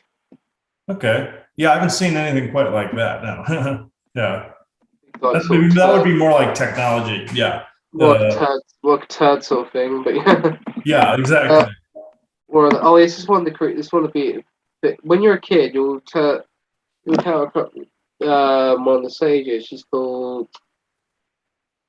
Oh, what's her name? What's her name? Hold on. Might appear up in Nibiru is her name. Nibiru. And she's asking you for a quest. As a kid, you're asking as a quest to collect a certain item because you can't fit down this hole, which you can, and she said you're doing a massive favour for you. So you just go along with it, and the quest, you need to get this gunlet. It's These like guys I are like, find it. I was going to say I find it interesting. Her name is Nibiru, and it's like Nibiru, but where the Darshinian, some of the Darshinian people were linked to Orion interests. So I find that very interesting. That also it's linked to that Middle Eastern culture. I just wanted to point that out. Yeah. yeah. And the gauntlets you get are called the silver gauntlets. You do get the golden gauntlets later on. These ones allow you to move certain stone, the silver stone, the gold, the grey or silver stones, or to push certain objects of a large mass. But you Mhm. can't use them as you can only use them as an adult though. Oh, you can't use. You No, can only use those as a kid. Yeah. Okay. no, you Yeah. can't use them as an adult.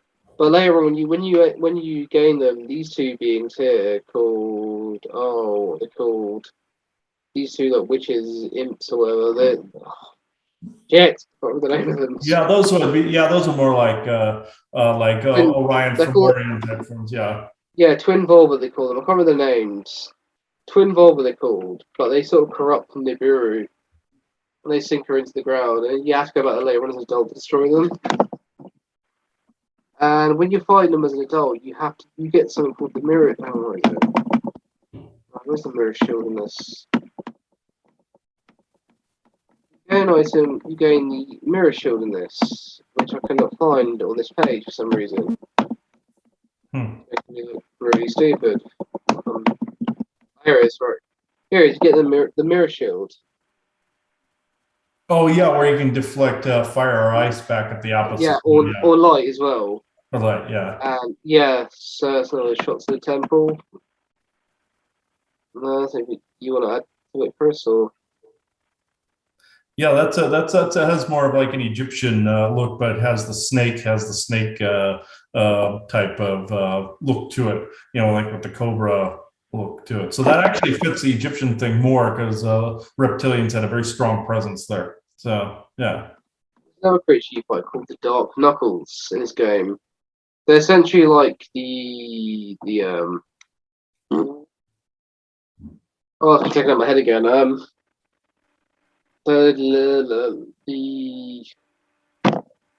oh, I've got the thief people. It's been taken out my head. What are they called? Oh God, I Yeah, can't I remember hate it. that. Yeah. Something's taken out my head. The Gerudo. Garuda, yeah, yeah. Yeah, yeah, the Gerudo people that have been trapped inside these bodies of armor. If you when you destroy them long enough, you'll see their human counterparts start being revealed. You see their chest and their breast area. Mm-hmm. It's women trapped inside these like these suits of armor. This here is this here is Nabru, is when she's been corrupted. Hmm. Okay. When you defeat her, you chase the witches into a room, and after you fight them, deflect their magic back at them. They combine into this. They're with you. Oh, they combine into that one being, yeah, yeah, the fire and ice. And it's interesting they do the fire and ice routine They because combine into there was, this. Chris, you there? yeah, I'm here. It's interesting that they combine the fire and ice together like that because of the fact Yeah, that that's the way you can defeat an Orion fairly easy is hitting them with a combined fire and ice. So they're essentially telling you how to defeat them right there in the with the fire and ice elemental magic. So I find that very interesting. you definitely need the mirror shield for that. It's essential. And yeah, Mirroring so themselves back at each other, the mirror being like the dark mirror. That's very, very interesting. Gnomes use this, elementals use this against Orion, where if you throw the mirror, what's called the dark mirror, back at them, with a regular person, it would just get them to reflect on whatever they're holding with them, PTSD and all this other stuff. You throw that back in Orion, you're going to kill them. So it's like, yeah. So that's yeah. interesting. They put that in place. Yeah. So yeah, that's interesting. So after that, where is pictures? Oh, I want to tell you we're on hour 3 right now. So, Yeah, hold on, I just got a couple. No, okay. right, it's Zelda. No. Right, so after that, you go back to Castle Town, and it's like Castle Town itself's become like this sort of it's desecrated like area. It's like full of the Redeads as well. So yeah, it's like full of the Redeads. Okay. Ganon's corruption. Oh yeah, with the zombie-fied Redeads. Yeah. So yeah, and you have to go back in time. You meet up with Sheik again. Then Sheik reveals that Zelda as a child in this game. Mm-hmm. You meet up with Sheik in this time. No way. Second time here. So you go back to the temple and you get the 3 spiritual stones here. Where is it? Right. It's Gan's castle.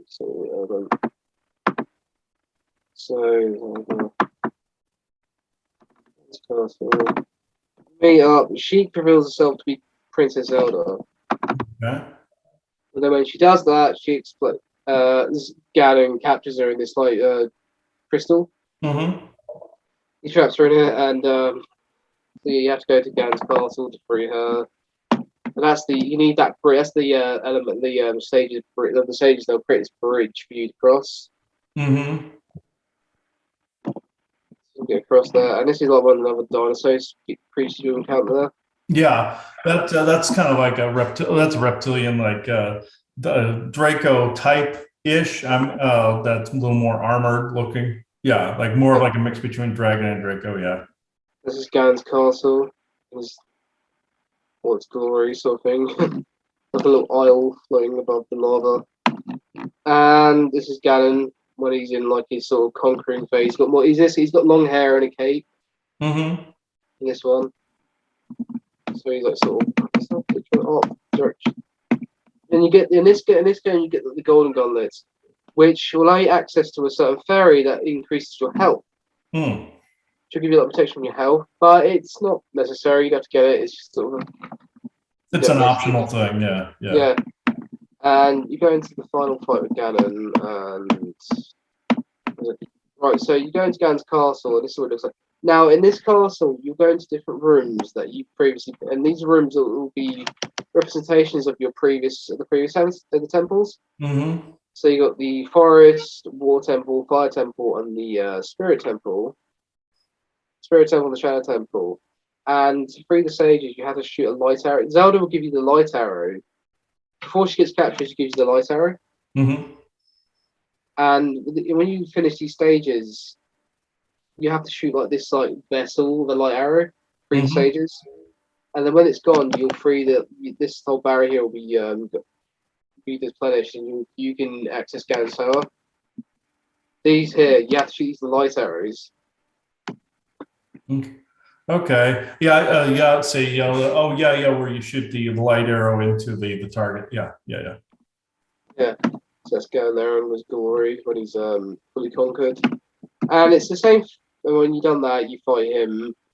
It's the same sort of boss. You have to just keep whacking the projectiles at him and slash him now and then. But after that, I've got another one. I find it interesting. He turns like that green color, very much like the Dark Osiris from Egyptian mythology, where he became part reptilian, and then also some of the Orions are green like that as well. So where they turn that color, yeah.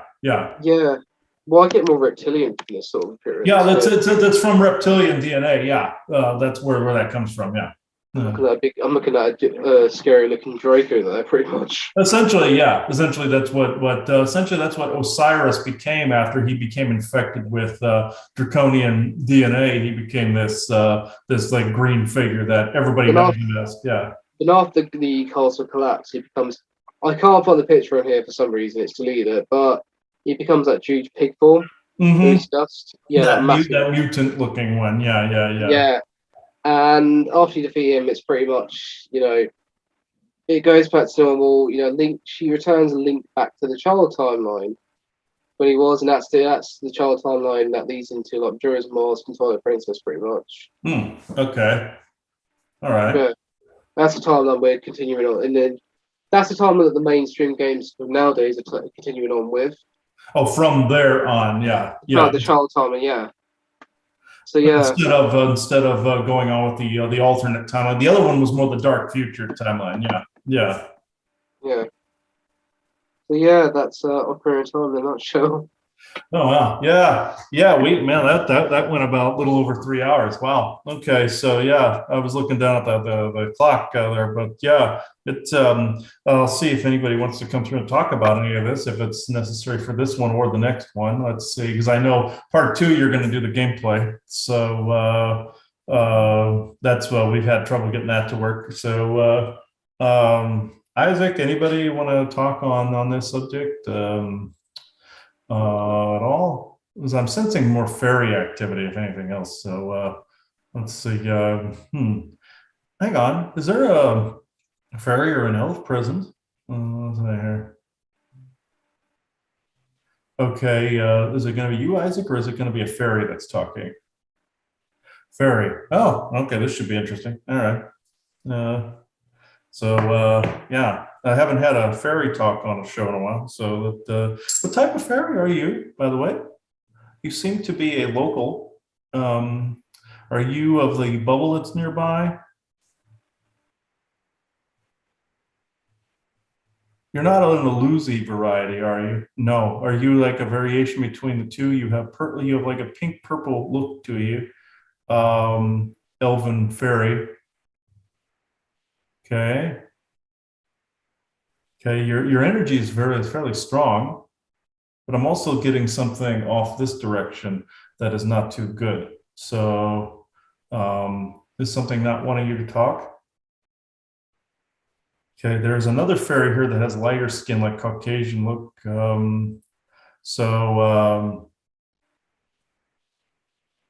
Okay, only true benevolence, please. Isaac, can you help me vet these, please? Oh, the female one that's right over out here by the bushes. Okay. Okay, what is your name, please? I haven't encountered you before. Did you say your name was Varn? V-A-R-N, Varn, almost like barn, but Varn? Yeah, Varn. Vern. Okay, that's how you pronounce it. V-A-E-R-N, Vern. Okay, Vern. Okay, that's how you pronounce that. Okay. All right. Okay, nice meeting you, Vern. All right. Okay, you want to come in and talk on some of the subject? Okay. Just briefly, okay? Yeah, we can do that.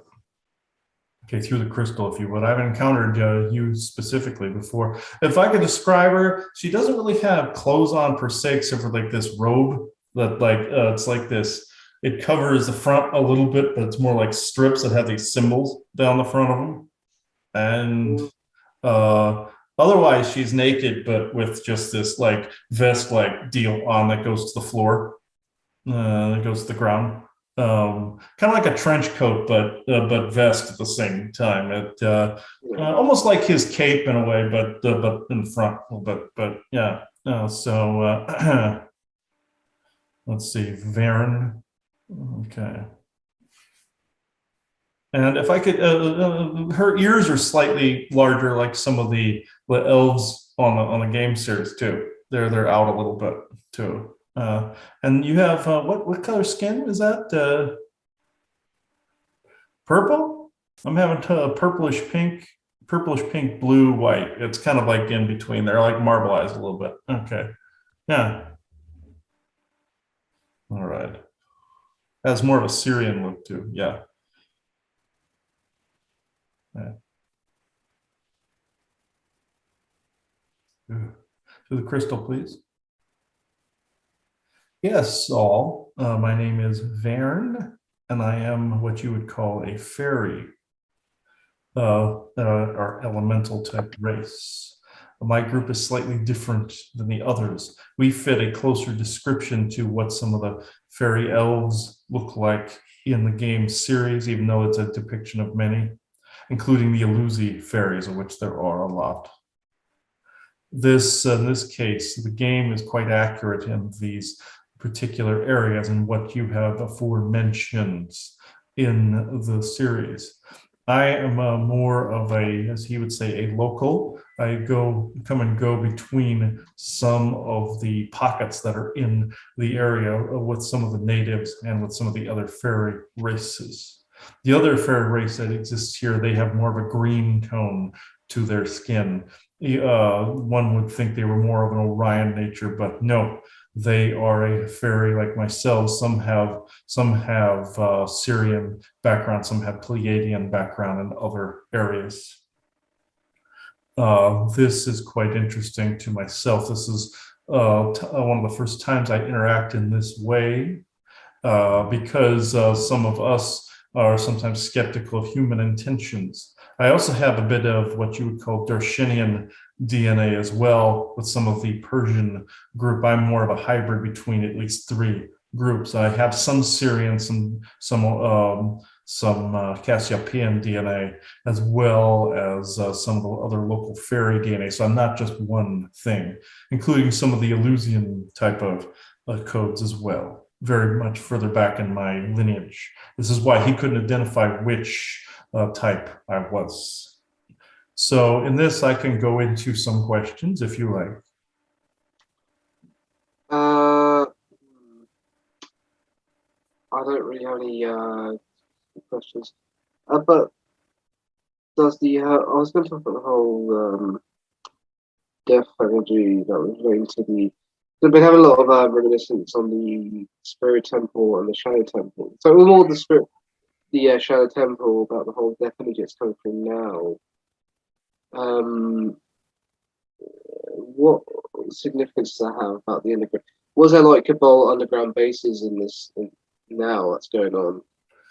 Yes, so there are plenty of experiments going on that are seeping through the earth and making their presence known on the surface. Some of these are done on purpose. Other ones are more after effects and are more of an accident. Some creatures escape this very same way too, but the death energies that you are seeing, some of the curses that are surfacing, some of these different death energies, and also, as he says, unsanctified remain type energies, are all being stirred up right now because of a variant of not only cosmic energies, but some of the negative spheres that are out in your system, as well as some of your CERN and HARP energies, as well as the benevolent Earth Mother, as you call her to be, fighting back with helping to purge some of these different areas. When you call on an audit by true benevolent Earth Mother, there are fairy races that actually get involved in helping with these audit processes, cleaning up the foreign coding, like very much like the curse he aforementioned that spoke of prior to your recording with some of the native curses that took place in this area. It was actually quite disorienting to watch the curse erupt from the earth in such a voracity, but it needed to be cleaned up because it had awoken from a very old slumber. It actually had been partially sleeping the entire time they had been living here. This is happening simultaneously in other parts of the planet where old energies are coming up to be cleansed, as well as old good energies, old bad energies, new and good bad as well. This is actually what is going on because the duality is coming to a close, you see, because of the perspective of people that are changing of what good and evil actions truly are and what malevolence and benevolence truly are in their lives. This is what this energy is kicking up a great, as you would say, shitstorm of energies, or he calls it a chaotic soup. This is what somewhat is making people sick, as well as the interactions with CERN and your heart. And some of these other chaotic energies are making people ill at this point in time, along with some of the mind control devices that you have in place, such as your 5G and such. Yes, but if the questions for me. Yes. That's about it. Yes. Yes, okay, thank you. This is actually quite enjoyable to talk this way, even though I did not have a whole lot of time today. We came in to help with some of the cleanup here from some of the eruption of the junk curse energies, but we are taking advantage of the situation to talk. I will appear on other programs as well. So thank you very much for this interaction. Goodbye. Thank you. Oh, very kind energy. Definitely hybridized fairy. Has definitely Cassiopeian look as well, but has some of the larger ears like some of the elves in the show. So yeah, or in the game. So yeah, that definitely, you can definitely tell hybridized DNA. Looks a lot like some of the Cassiopeian women I've come across, but has the bluer skin tones and such. But you can definitely tell there's Syrian in there, so you can tell there's hybridized genes. So that's yeah, very pretty looking too. Yeah. Yes, thank you. She thanked me for that. Okay. She's with others too of different heights and variations. I can see them. They're helping out with the land cleanup and everything. So thank you very much, guys. With that robe she's wearing, though, the symbols that are going down are almost like this almost like this weird like zigzag pattern. I believe this is some of their language that's on the sides. That is that a protective piece of clothing that you're wearing? Because you normally wouldn't wear anything, but it's like, is that protective against like the density changes and everything? It's a piece of equipment. Okay, that's a shield. Yeah. All right. That's what I figured, because it had like a spell on the side that was basically saying it was protecting against densities variations. It's technological and magical at the same time. So, and it's a grayish color, like this grayish bluish color, with the lettering is golden and with black background, with like the silver trim on the sides, and it has like the golden lettering that fluctuates between gold, silver, and like blue and purple, and the black background in that the striping, in the center. So it's like, yeah, that's the outfit that she's wearing.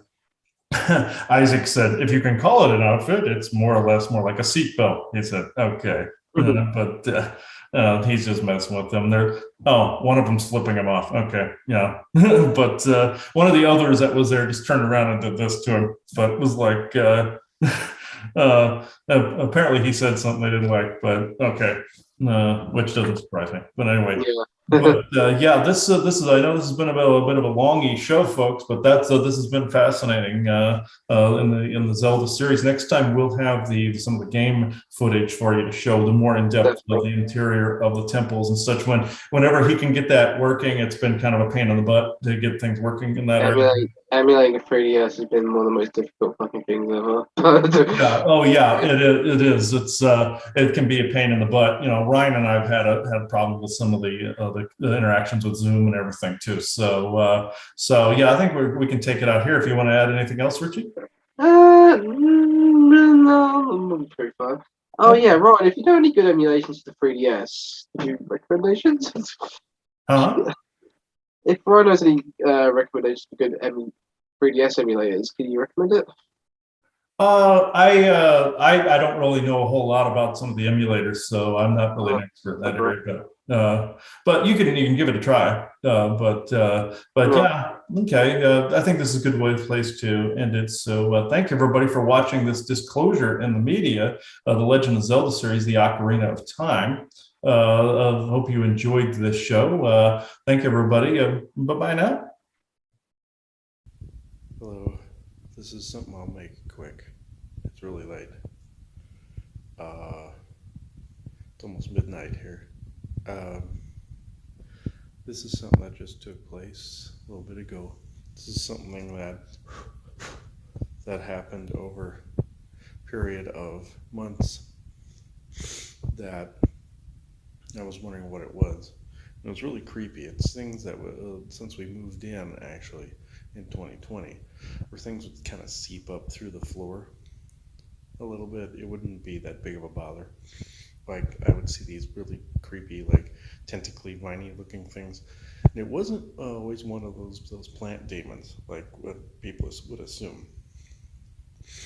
This was something totally different. And from making some new pieces that are supposed to be anti-curse pieces, I have them over here. I walk carefully here, it's sharp. These guys here, and some that aren't finished yet. Over here. Those are pieces, ouch, that rid land of curses. Because some of them, have belladonna nightshade in them. These over here don't. These three here. And yes, I got a big face here, but these three aren't like that. Those are just healing. But when I concocted ones with nightshade in them and meant them for anti-curses, it started to kick up something with more veracity here, like a very old land curse. And it started to, grab me, and grab, underneath me and everything, and sitting on the couch. It would always anchor to me, and I did not know why. And I came to find out it was a Native American land curse that took place. What had happened with some curses, whoever is chosen or taken by the tribe and used as more tribes, like the sacrificial type things, they will become the embodiment of like a guardian or a curse for like either a graveyard, burial ground. I've seen this up north in Illinois, where I found some mounds that were Mississippian, where there was a guardian that was there that had no name. He was just more of a land curse or an enforcer, an embodiment of a curse. His soul became that. And that can happen, folks. These here were Apache warriors, what I thought were warriors, that had embodied a land curse that was here. And they became like the enforcers of this, and they were upset that I had kicked it up. Excuse me. That I kicked it up. Oh, sorry. What took place? Excuse me. What took place was really weird. I had to, call in our usual help, Elena, Vessa, and they said I had to do this delicately. Where, we were arguing with them for a better part of an hour, not the ladies, but these natives. And they would not relinquish the curse. They wouldn't do it. They said, no, you're a descendant of the very white people that did this to us. You're part of this. And that's what these curses were made for, to punish the descendants and the families to make sure they didn't have any quality of life later for taking the land away. And little did I know, all I had to do was bifurcate the curse energy from these souls. When I did so, actually, first I called in Tuhalm. He's one of the heads of the Lemurian Council and the ancestors of these people. He said, just bifurcate them from the curse. So I did. And what I found out was these weren't Apache warriors at all. These were teenagers. These were young people, and they were trained from children to eventually become this, guardians of the tribe and all this other stuff. These were different than these other Apache that I'd come across, the good ones. These were bound beings and souls, and they had laid dormant on this property for a long time until, I started making these things to dehex things with such amplification that it awoke it completely. Even though I'd been seeing some stuff, it was basically dormant, like if you were asleep and started flailing around and, doing things like that. But this was fully awake. And this curse looked like a head on a vine or a tree branch with like these vines going down on the ground. I've seen native curses like this before, folks. I'll attach another video that I did from someone's read that had to also do with native curses that looked like tree forms with heads on them. And that started to reflect my face. Well, they were cursing me because I have a descent lineage of someone who harmed them.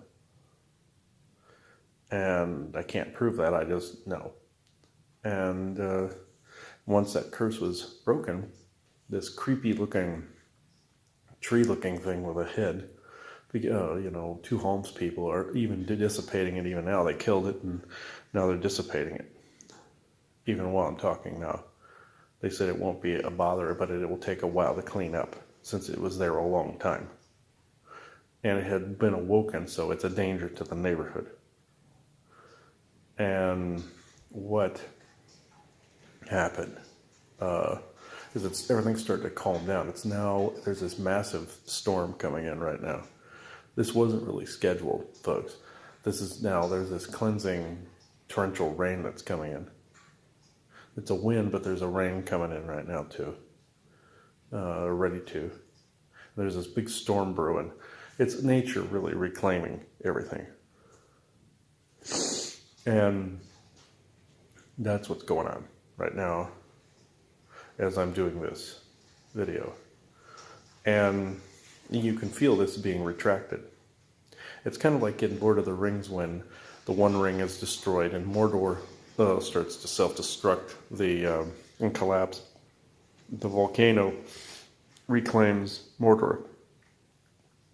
This is essentially kind of what's going on here. This has been so old and it was starting to spread because it had been woken up like a big beast or a monster. And what they didn't understand then is the ramifications. What the natives didn't understand is what the ramifications would be down the line. They really didn't care. They were being oppressed. And, when people are being oppressed, when people are being beaten down, they're going to yell certain things and say certain things and do certain things that they're not going to care about the ramifications down the line. So I'm not, bitching about them. But these specific ones, even though these were kids, this specific thing, because it was hurting me, I was very angry. Like, why would you come after me? I'm your biggest advocate, But the curse had no target other than the genome of those that hurt the natives. Not distinguishing between who was honoring it and who was not. Even the natives in this area, the descendants here, didn't receive me or Joanna well. They saw us as troublemakers, and they wouldn't introduce us to the elders. They were like the gatekeepers to the elders. Wouldn't introduce us. So that was lost to us. But this curse, usually you see these tree looking things that lumber around, and this thing had a head and large eyes, but it started to look like me after a while. That means because it was trying to grab me and make me become part of it. As part of the curse, it was like an absorber or an assimilator. And this was not technological, folks. This one was purely magical. Even though magic and technology and science are technically the same thing, this was done with intention. And the way, I've spoken about how to create things, how to be in the moment, how to give it a narrative and a story. That's what this curse did. It was given life by a narrative and a story from here and from here. That's all it took. That usually is all it took. And I don't doubt technology has enhanced it over the centuries too, but it came from here because they were there in the moment generating this narrative, cursing those that were harming them. But they also had a plan ahead of time too, a contingency, that they created this narrative just in case, very much like a booby trap or a dead man switch. So, was it brilliant? Yeah, but was it also evil? Yeah. I kind of do a yeah, because you get why they did it. But it still hurts, and it was still uncalled for towards myself and Johanna. Mainly myself.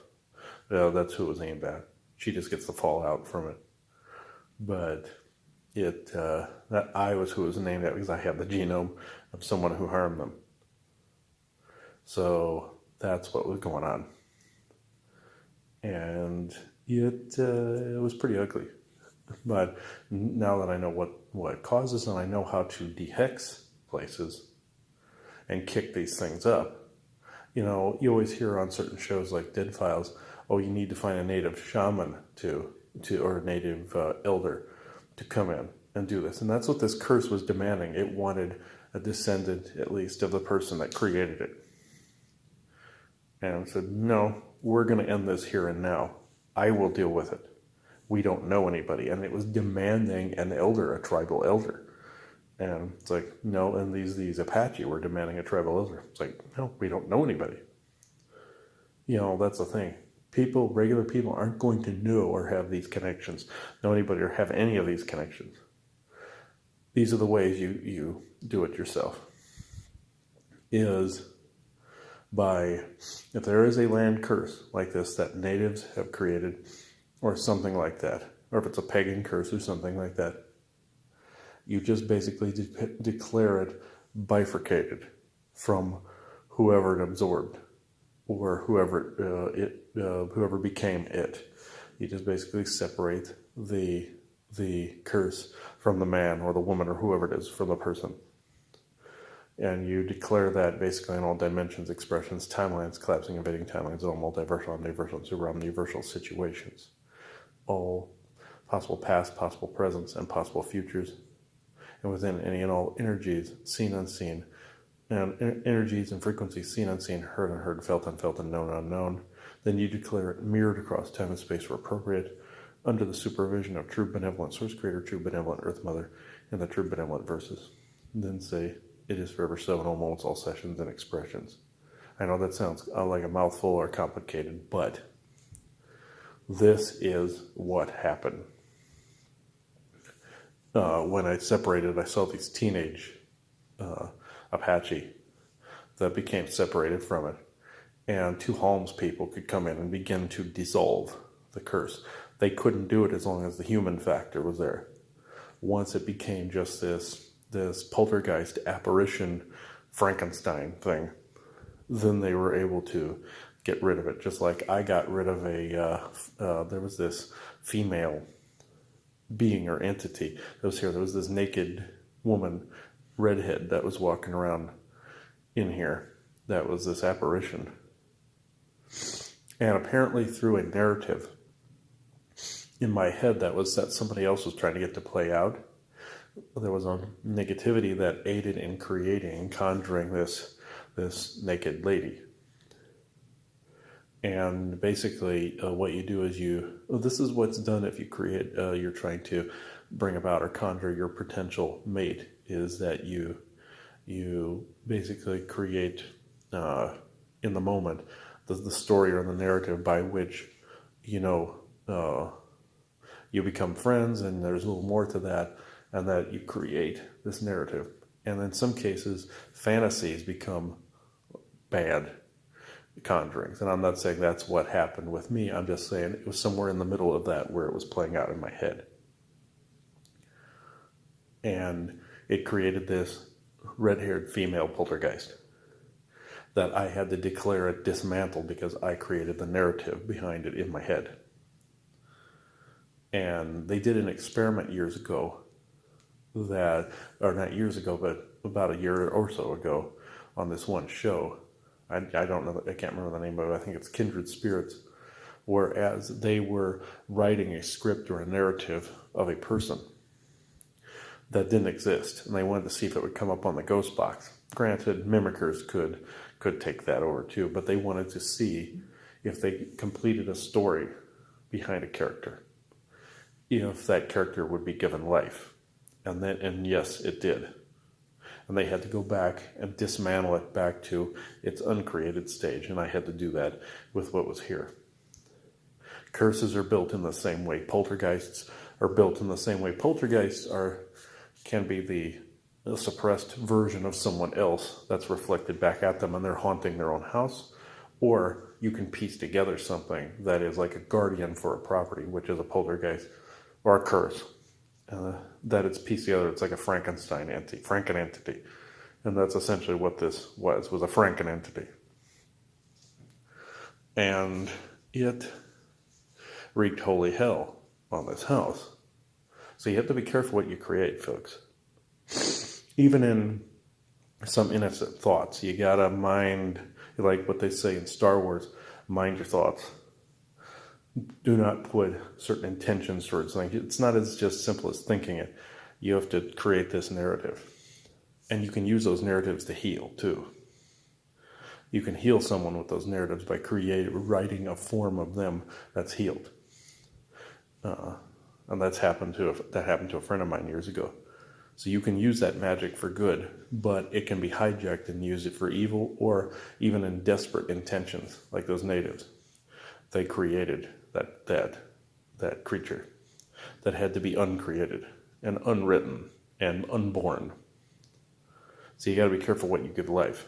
This is why it's so important that TV shows and movies be given endings and stories be given endings, because you create this open-ended fire hose effect, as I've said in other things, whereas the narrative has no ending and it creates this unrest of energies, and you have these written characters that have no ending to them, and they become these creepy energies. They become their own life forms after a while, and that does happen, folks. It's essentially a spell that has an open end. This is why you have to open the circle and close the circle, but create a story that has a beginning, a middle, and an end. This is why when these producers cancel shows and cancel movies, this is why I always say story first. At that stage, screw the money, and just end the thing and have an actual official ending, a closing of the circle. It's a spell. And some of them don't realize it's a spell. And of course, there's ones out there that do. Movies are spells. Writings are spells. TV's a spell. It's channels, spells, magic. So they're leaving it open-ended, and it creates characters that have no resolution to them. It creates energies that have no resolution to them. So that is very important to remember. Just like the thing tonight. It had no resolution to it because there was still unrest. It was created by people that were in a stage of desperation. They were in the moment, and they were creating a narrative in the moment. And voila. And I'm not blaming them. I'm just saying that's what happened. And now it's being unwritten, even as I'm speaking. So I'll keep watch on this and let everyone know. So, sorry, I'm getting the sniffles here. It is 11:47 p.m., Monday, October 25th, 2021. Thank you.